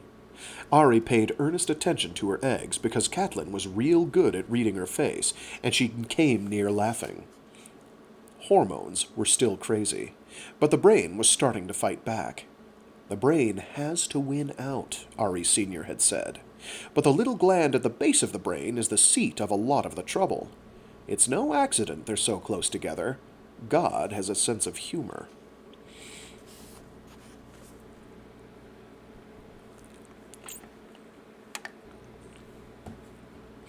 Seven.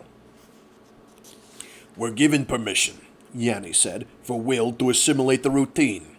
I think, and the board thought, he'd already done it to a certain extent, from the time it started working.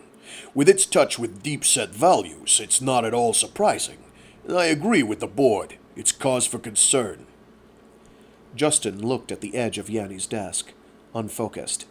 I agree with that, he said finally. What do you think about it?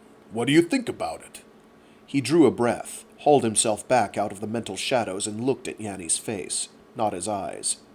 I think the board's right. I didn't see it in that perspective. I mean, what's your view of the problem? I don't know. For God's sake, wake up, son. Didn't think, don't think. What in hell's the matter with you? He shook his head. Tired, Yanni. Just tired. He waited for the explosion. Yanni leaned forward on his arms and gave a heavy sigh. Grant? Justin looked at the wall. I'm damn sorry, Yanni said. Son, it's temporary. Look, you want a schedule? He'll get his permit. It's coming. Of course it is, he said softly. Of course it is. Everything's always coming. I know the damn game. I've had it, Yanni. I'm through. I'm tired. Grant's tired. I know Jordan's getting tired. He was close to tears. He stopped talking and just stared, blind, at the wall and at the corner where the shelves started. A Downer spirit stick set in a case. Yanni had some artistic sense. Or it was a gift from someone. He had wondered that before. He envied Yanni that piece. Son, don't call me that! He wrenched his eyes back to Yanni, breath choking him. Don't call me that! I don't want to hear that word. Yanni stared at him a long time. Yanni could rip him apart. Yanni knew him well enough. And he had given Yanni all the keys over the years. Given him a major one now, with his reaction. Even that didn't matter. Morley sent a commendation on your work with young Benjamin, Yanni said. He says your arguments are very convincing. He's going to committee with it. The Reuben baby. Not a baby now. Aged 6. A thin, large-eyed, and gentle boy with a lot of health problems and a profound attachment to young Allie Morley. And in some measure, his patient. So Yanni started hitting him in the soft spots. Predictably. He was not going to come out of this office whole. He had known that when Yanni hauled him in. He stared at the artifact in the case. Non-human. A gentle people humans had no right to call primitive. And of course did. And threw them into protectorate. Son, Justin, I'm telling you it's a temporary delay. I told Grant that. Maybe 6 months. No more than that. He was cold for a moment, cold enough at least to talk without breaking down. If I agreed to go into detention, if I agreed to cooperate with a deep probe about everything that's ever gone on between myself and Jordan, would that be enough to get Grant his permit? Long silence. I'm not going to give them that offer, Yanni said finally. Damn it, no. He shifted his eyes Yanni's way. I haven't got anything to hide. There's nothing there, Yanni, not even a sinful thought. Unless you're surprised, I'd like to see Rezun administration in hell. But I wouldn't move to send them there. I've got everything to lose. Too many people do. I've got something to lose, Yanni said. I've got a young man who's not a special only because Rezun wouldn't dare bring the bill up. Wouldn't dare give you that protection. That's a piece of garbage. I gave you a chance. I've taken risks with you. I didn't say I thought Will's got a problem. I'm saying that testing your routines may have to absorb test subjects, by their very nature. Once they've run, it takes mind wipe to remove them. But that doesn't mean they're not useful. Defense Bureau. Test programs with mind wipe between runs. Justin? God. I try to help the Azzy, and I've created a monstrosity for defense. My God, Yanni. Calm down. Calm down. We're not talking about Defense Bureau. It will be. Let them get wind of it. A long way from applications. Calm down. It's my work. Without me, they can't. If something happened to me, they can't. Not for a long while. Oh, damn, all the papers, all my notes. Grant. Rezun doesn't give away its processes, Yanni said reasonably, rationally. It's not in question. Rezun's in bed with defense. They have been ever since Gerard got the council seat. Ever since Ari died. Ever since her successors sold out. Sold out everything she stood for. God, I wish she was still alive. The kid doesn't have a chance. Son, I'm sorry. Justin. Habit. Listen to me. I see your point. I can see it very clearly. It worries me too. Are we being taped, Yanni? Yanni bit his lip and touched a button on his desk. Now we're not. Where's the tape? I'll take care of it. Where's the damn tape, Yanni? Calm down and listen to me. I'm willing to work with you. Blank credit slip. Let me ask you something. Your psych profile says suicide isn't likely. But answer me honestly. Is it something you ever think about? No. His heart jumped painfully. It was a lie. And not. He thought about it then, and lacked whatever it took. Or had no reason sufficient yet. God, what does it take? Do I have to see the kids walking into the fire before I feel enough guilt? It's too late then. What kind of monster am I? Let me remind you, you'd kill Grant. And your father. Or worse, they'd live with it. Go to hell, Yanni. You think the other researchers didn't ask those questions? Carnath and Emery built Rezun. You think ethics ever bothered that pair? You think ethics didn't bother Ari? Sure, like Gehenna. The colony lived. Lived when every single CIT died. Emery's work, damned right. The Azzy survived. In squalor, in abominable conditions, like damn primitives. Through squalor. Through catastrophes that peeled away every advantage they came with. The culture on that planet is an Azzy culture. And they're unique. You forget the human brain, Justin. Human ingenuity. The will to live. You can send an Azzy soldier into fire, but he's more apt than his CIT counterpart to turn to his sergeant and ask what the gain is. And the sergeant had better have an answer that makes sense to him. You should take a look at the military, Justin. You have a real phobia about that, pardon the ET psych. They do deal with extreme stress situations. The military sets will walk into fire. But an Azzy who's too willing to do it is a liability, and an Azzy who likes killing is worse. You take a look at reality before you panic. Look at our military workers down there. They're damn good.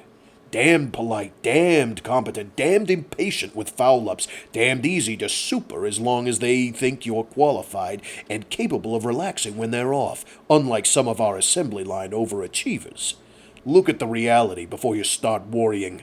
Look at the specific types. These are survivors too, Justin said, the ones who outlived the war. Survival rate among Azzy is higher than CIT's, 15-something%. I have no personal compunction about the Azzy. They're fine. They like themselves fine. Your work may have real bearing on CIT psych in behavioral disorders. A lot of applications, if it bears out. We deal with humanity and tools. You can kill a man with a laser. You can save a life with it. It doesn't mean we shouldn't have lasers, or edged blades, or hammers, or whatever. But I'm damned glad we have lasers, or I'd be blind in my right eye. You understand what I'm saying? Old stuff, Yanni. I mean, do you understand what I'm saying? Inside. Yes. True. His instincts grabbed after all the old arguments like he was a baby going for a blanket. About as mature. About as capable of sorting out the truth. Damn. Hand a man a time-worn excuse and he went after it to get the pain to stop. Even knowing the one who handed it to him was a psych operator. Besides, Yanni said, you're a man of principle, and humans don't stop learning things just because they might be risky. If this insight of yours is correct, you're only a few decades ahead of someone finding it on his own. And who knows, that researcher might not have your principles, or your leverage. Leverage? I can't get my brother a visit with his father. You can get a hell of a lot if you work it right. Oh, damn it. Are we down to sellouts now? Are we through doing morality today? Your brother grants a whole lot of things with you, isn't he? Go to hell. Not related to you. I merely point out to you. I merely point out. Not related to you. I merely point out you do an interesting double value set there. You're muddy in a lot of sensitive areas, including a little tendency to suspect every success you have, a tendency to see yourself perpetually as a nexus defined by other people. Jordan's son, Grant's brother, administration's hostage, less as a human being than as a focus of all these demands. You have importance, Justin, unto yourself. You're a man 31 years old. Time you asked yourself what Justin is. We are into ET Psych, aren't we? I'm handing it out free today. You're not responsible for the universe. You're not responsible for a damn thing that flows from things you didn't have the capacity to control. Maybe you are responsible for finding out what you could control if you wanted to, if you'd stop looking at other people's problems and start taking a look at your own capabilities, which, as I say, probably qualify you as a special. Which also answers a lot of questions about why you have problems. Lack of adequate boundaries. Lack of them, son. All the specials have the problem.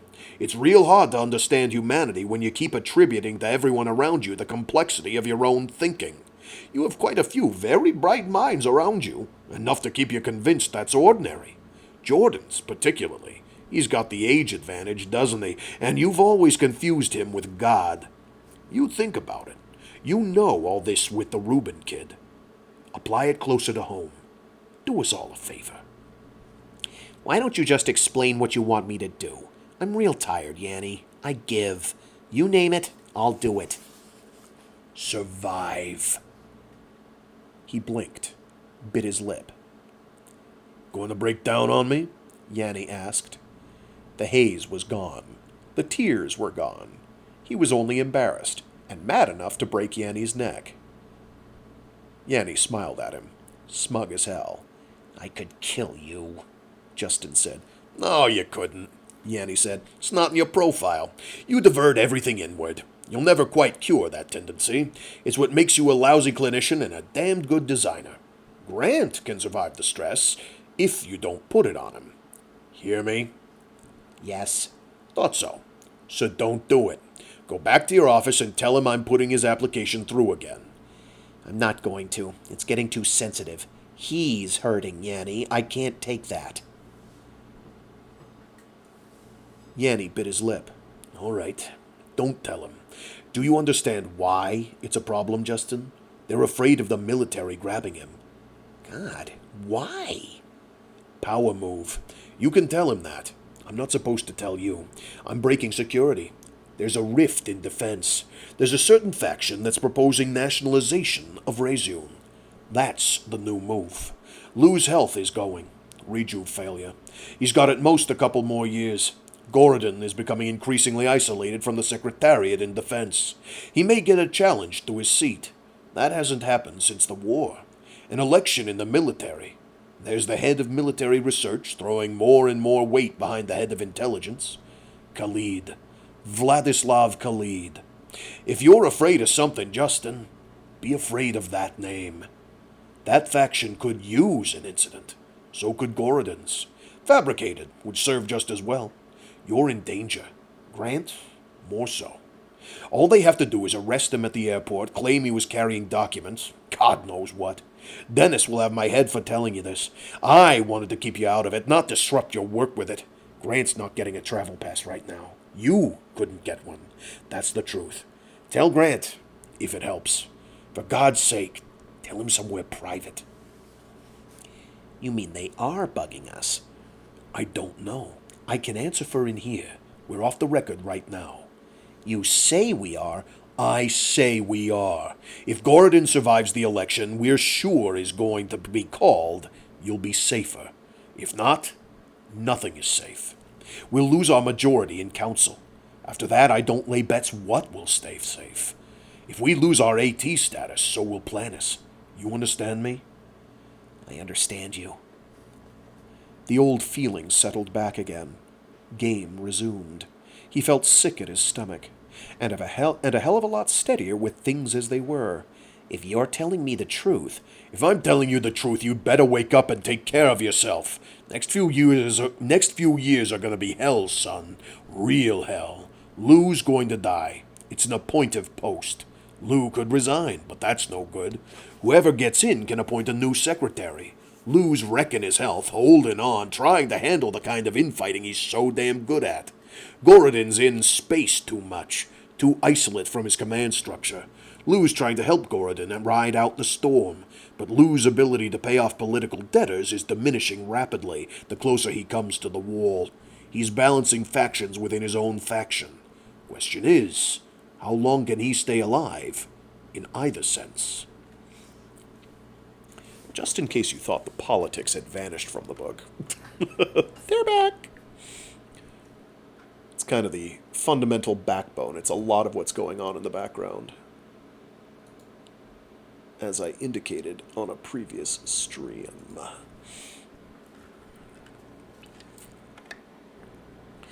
That we get kind of updates on what's going on in the background, which helps to sort of explain why certain people are doing certain things. She's pretty good about that. 8. The filly made the circuit of the barn arena again, flaring her nostrils and blowing, and Ari watched her, watched Florian, so sure and so graceful on the filly's back. Beside her, arms folded, Catlin watched. So did Andy, and a lot of the ag staff. Not the first time any of them had seen Florian and the filly at work, but it was the first time the ag staff and administration was going to let her try it. Uncle Dennis was there. Uncle Gerard was in Novgorod, where he spent most of his time nowadays. They were having an election. A man named Khalid was running against Gorodin, of defense, and everybody in Razun was upset about it. She was, since what she had heard about Khalid meant another court fight if he did what he was threatening to do. But an election took months and months for all the results to get in from the ends of everywhere in space, and Uncle Dennis took time out of his schedule to come down to the barn. He had insisted if she was going to break anything, he wanted to be there to call the ambulance this time. Amy Carnath was there, and so was Sam, and Stacy and Maddie and Tommy. It made Ari a little nervous. She had never meant her first try with the filly to turn into an occasion with so much audience. Florian had been working the filly and teaching her for months, had even gone so far as to make a skill tape, patched himself up with sensors from head to foot while he put the filly through every move she could make, and kept a pocket cam focused right past her ears, all to teach her how to keep her balance and how to react to the filly's moves.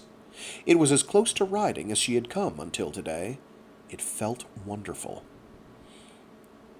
Uncle Gerard said, being Uncle Gerard, that tape had real commercial possibilities. Florian brought the filly back quite nicely, to a little oh and a little applause from the kids, which upset the filly and made her throw her head. But she calmed down, and Florian climbed down very sedately and held the reins out to her. "Sirrah?" he said. Ari took a breath and walked up to him and the filly. She had warned everybody to be quiet. It was a deathly hush now.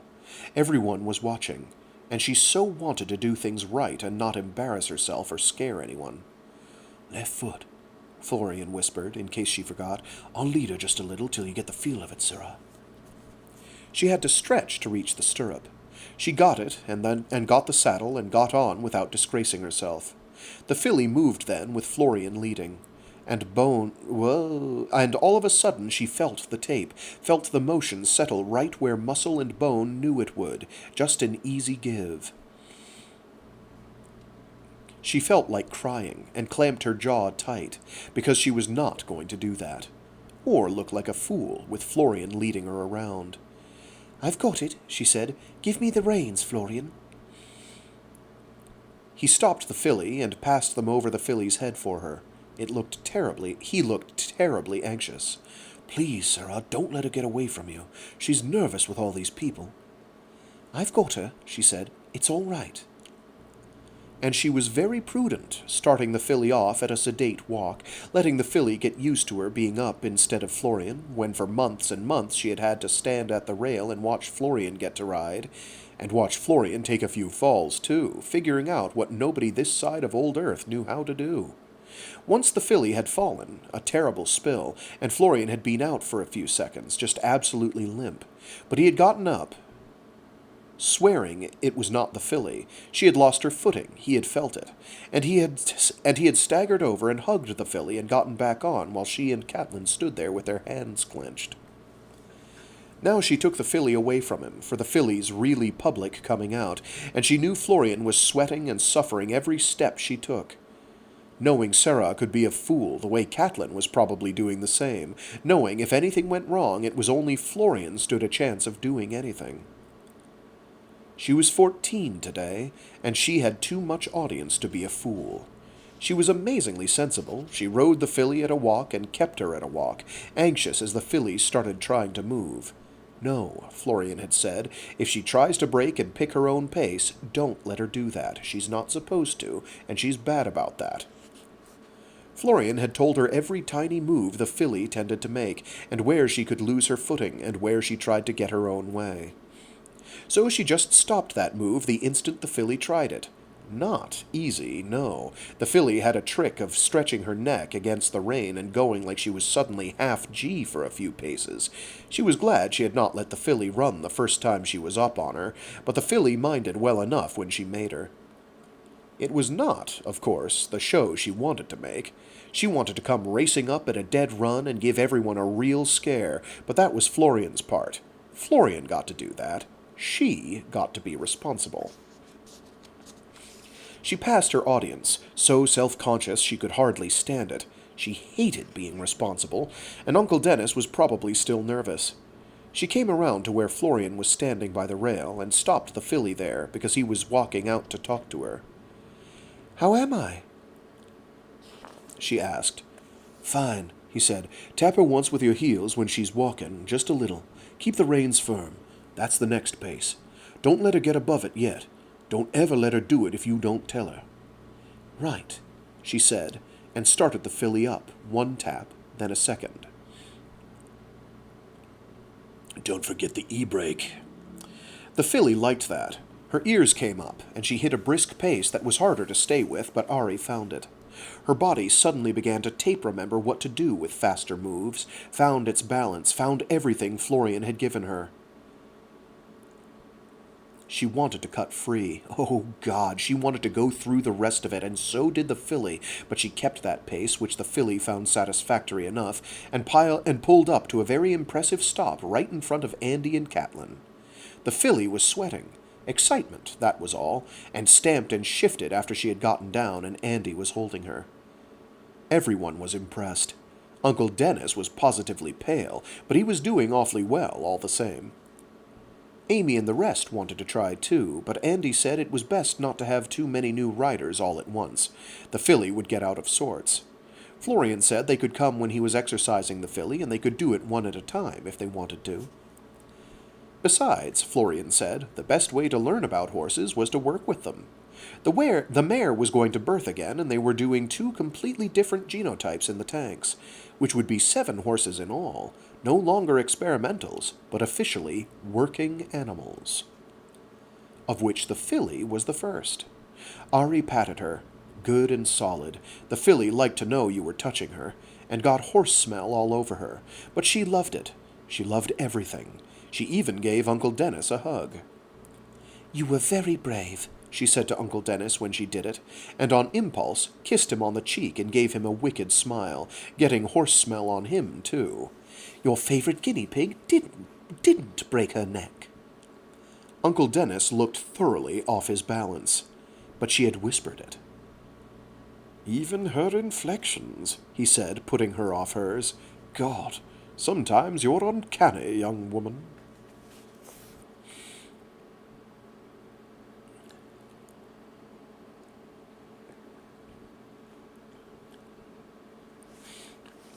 9.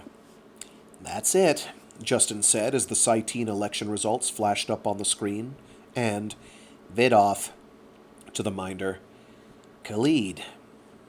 Grant shook his head and said nothing for a long while. Then, well, it's a crazy way to do business. Defense contractors in the Trade Bureau, in finance.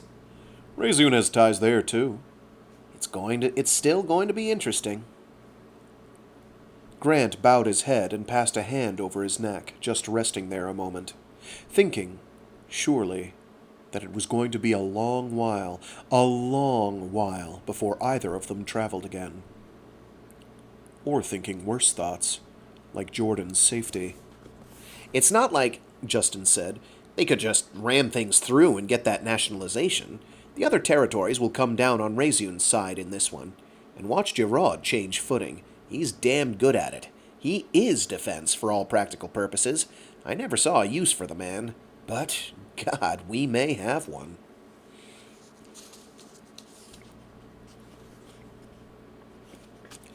"10. Ooh, that'll be a double-page turn. I don't want to do that. There we go. 10.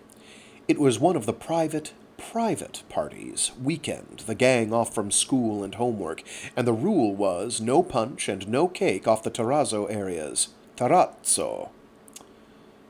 Which I think is kind of it's a terrace type arrangement.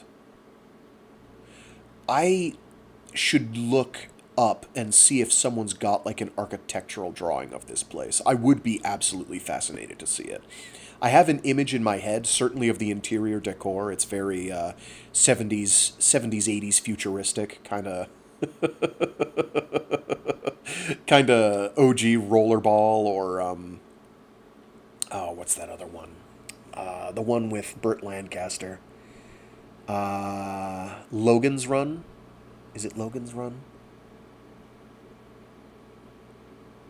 I think it's Logan's Run. Some of the interior decor. There's a couple others that I have in my head as how some of this place looks. But as far as the architecture goes, I get lost, to be honest. I'd love to see if somebody's got like an architectural drawing for this place. Where were we? Right.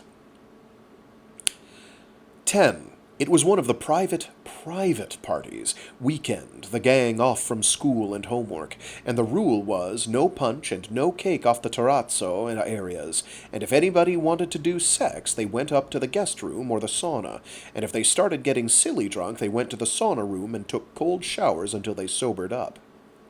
So far, the threat of showers had been enough. They had Maddie, Stacy, Amy, Tommy, Sam, and a handful of new kids. Stacy's cousins, Dan and Misha Peterson. Only Dan was Peterson Nye, and Misha was Peterson, which was one brother set, whose mama would have killed them if she smelled alcohol on them, but that just made them careful. And 2 sets of cousins, which was Amy and Tommy Carnath, and Stacy and Dan and Misha. Dan and Misha were 15 and 14, but that was all right. They got along, and they did everything else but drink.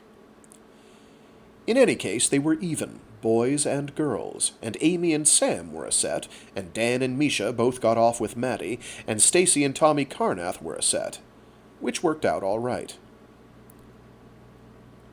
Mostly, they were real polite, very quiet parties.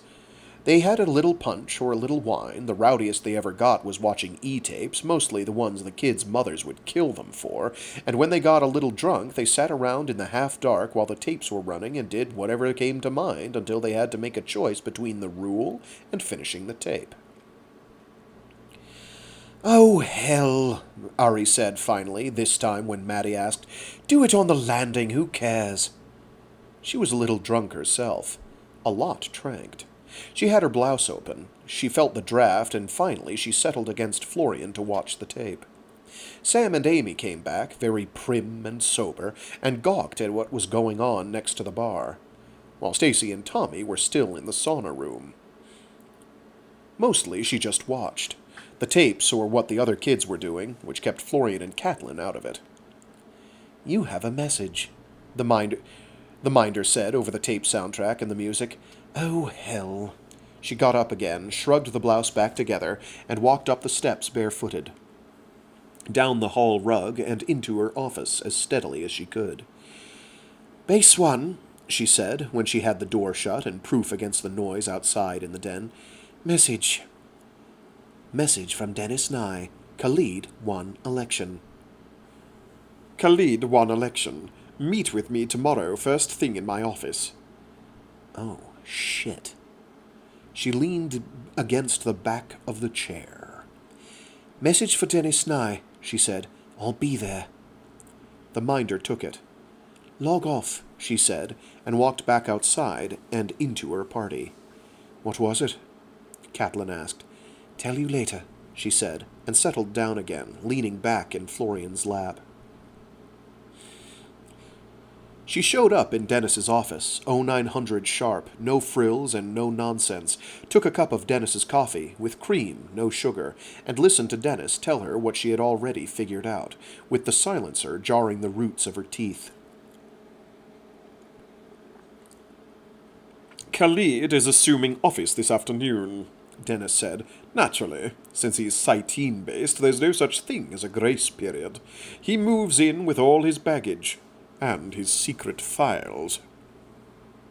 Uncle Dennis had already explained to her what Khalid was, what the situation could be. "Don't you think I'd better have vid access?" she asked. "Uncle Dennis, I don't care what you think, I'm not ready to find out. Ignorant is no help at all, is it?" Uncle Dennis rested his chins on his hand and looked at her a long time as if he was considering that. Eventually you'll have to. You're going to get a current events condensation daily, the same as I get. You'd better keep up with it. It looks very much as if we're going to get a challenge before this session is out. They'll probably release some things on your predecessor, as damaging as they can find. This is going to be dirty politics, Ari. Real dirty. I want you to start studying up on things. Additionally, I want you to be damned careful. I know you've been doing a lot of—" he gave a little cough, "entertaining, of kids none of whom is over 15 at hours that tell me you're not playing Star Chase. Housekeeping says my suspicions are—" another clearing of the throat, "probably well-founded." "God, you're stooping, Uncle Dennis." "Security investigates all sources, and my clearance still outranks yours. But let's not quibble. That's not my point. My point is, ordinary 14-year-olds and 15-year-olds don't have your independence, your maturity, or your budget. And Novgorod in particular isn't going to understand your parties, your language. In short, we're all being very circumspect. You know that word?" "I'm up on circumspect, Uncle Dennis, right along with security risk. I don't have any. If their mothers know, they're not going to object, because they want their offspring to have careers when I'm running Raziun. There are probably a lot of mothers who'd like to shove their kids right into my apartment. And my bed." God, don't say that in Novgorod. "Am I going?" Not right now. Not any time soon. Khalid is just in. Let him make a move. "Oh, that's a wonderful idea." Don't get smart, Sarah. Let him draw the line, I say. While you, young Sarah, do some catch-up studying. You'd better learn what an average 14-year-old is like. I know real well. I might know better if my friends hadn't disappeared to far gone, mightn't I? Don't do this for the cameras. You think you're playing a game. I'm telling you, you can really lose everything. I've explained nationalization. I do fine with big words. Let's see how you do with little ones. You're not sweet little Ari for the cameras anymore. You're more and more like the Ari certain people remember. Enough to make it a lot more likely you will get harder and harder questions, and you don't know where the mines are, young Sarah. We're going to store this as long as we can, and if we can get you another year, it's very likely you'll have to apply for your majority status. That's the point at which some interest will get an injunction to stop the Science Bureau granting it, and you'll be in court again, with a good chance of winning it, The first Ari did at 16, but that won't solve the problem. It'll only put the opposition in a bad light, taking on a 15-year-old who has to handle herself with more finesse than you presently have, young sirrah. I learn. You'd better. Age is catching up with us. Your predecessor's friend, Catherine Lau, who's helped you more than you know, is 138. Gerard is pushing 130.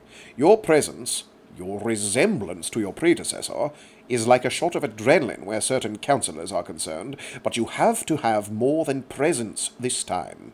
If you make a mistake, you can see Rezun sucked up by the national government and defense declaring it a military zone right fast.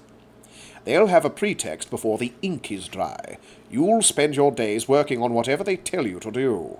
Or you'll find yourself in some little enclave with no access to Novgorod, no access to Council or the Science Bureau. She looked at Dennis straight on, thinking, you haven't done that well, or how else are we in this mess?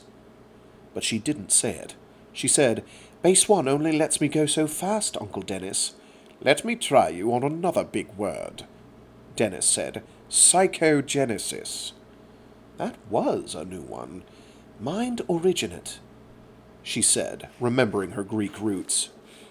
Mind origination. Mind cloning. Now do you understand me? She felt cold inside. What has that got to do with anything? The resemblance between you and Ari. Let me give you a few more words to try on your base. Boke. Endocrinology. Gehenna. Worm. What are you talking about? What do you mean, the resemblance? The sound shielding hurt her teeth. Don't shout, Dennis said. You'll deafen us. I mean just what I've always told you. You are Ari. Let me tell you something else. Ari didn't die of natural causes. She was murdered. She took in a breath. By who? Whom, dear? Damn it, Uncle Dennis! Watch your language. You'd better clean it up. Ari was killed by someone no longer at Rezun.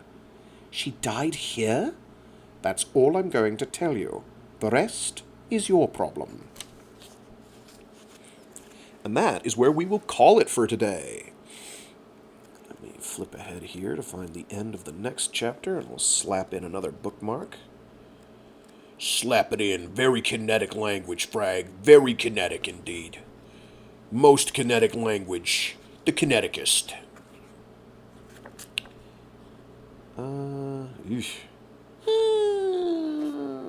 It's a little longer than today was, but that's fine. Don't drop it! There we go, we're good. Everything's fine. It's fine. You saw nothing. No, really, you all saw nothing. And you never will. One thing I can give you as a solemn vow, I will never, and I mean never, do this with a webcam. It's not gonna happen. Not a chance.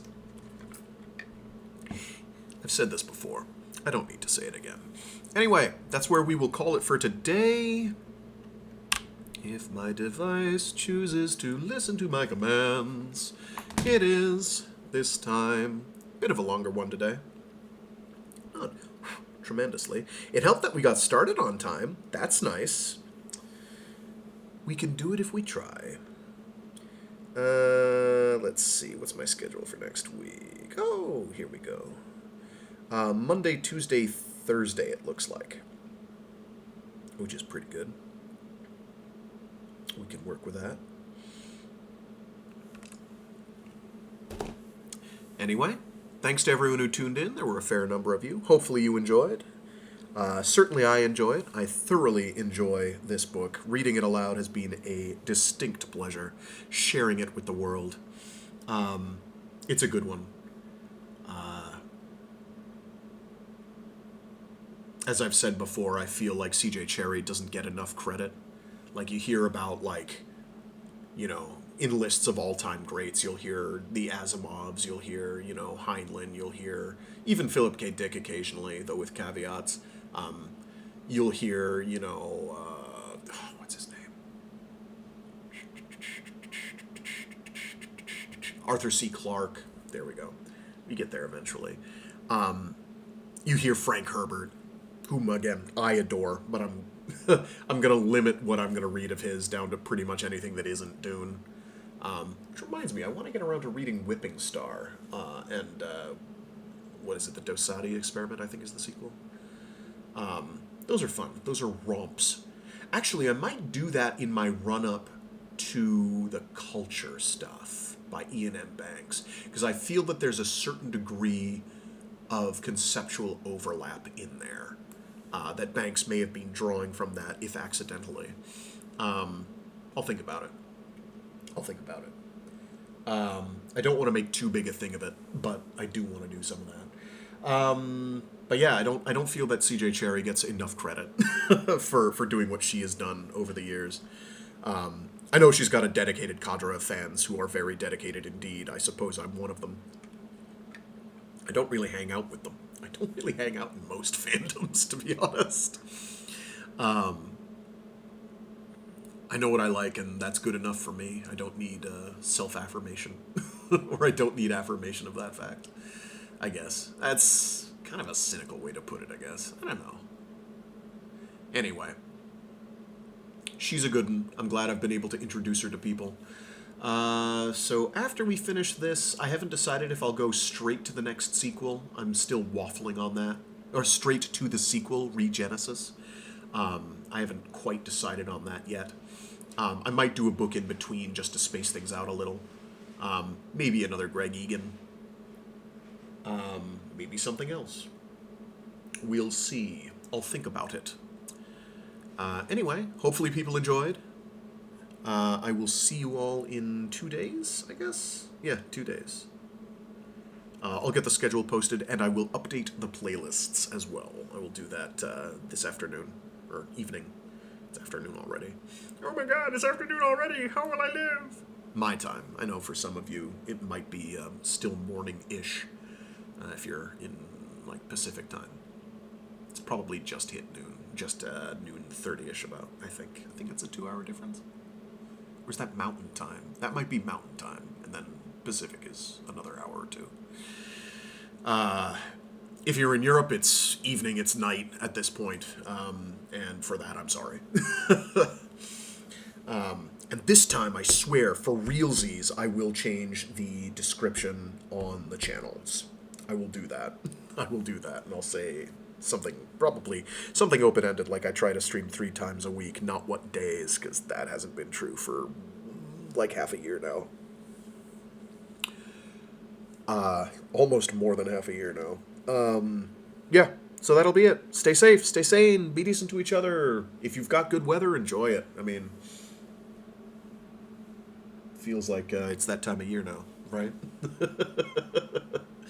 Anyway, oh, right, and it's Bandcamp Friday, so if you've got any artists you follow, anything you buy from them today, musical artists you follow, anything you buy of theirs today, all the proceeds will go to them.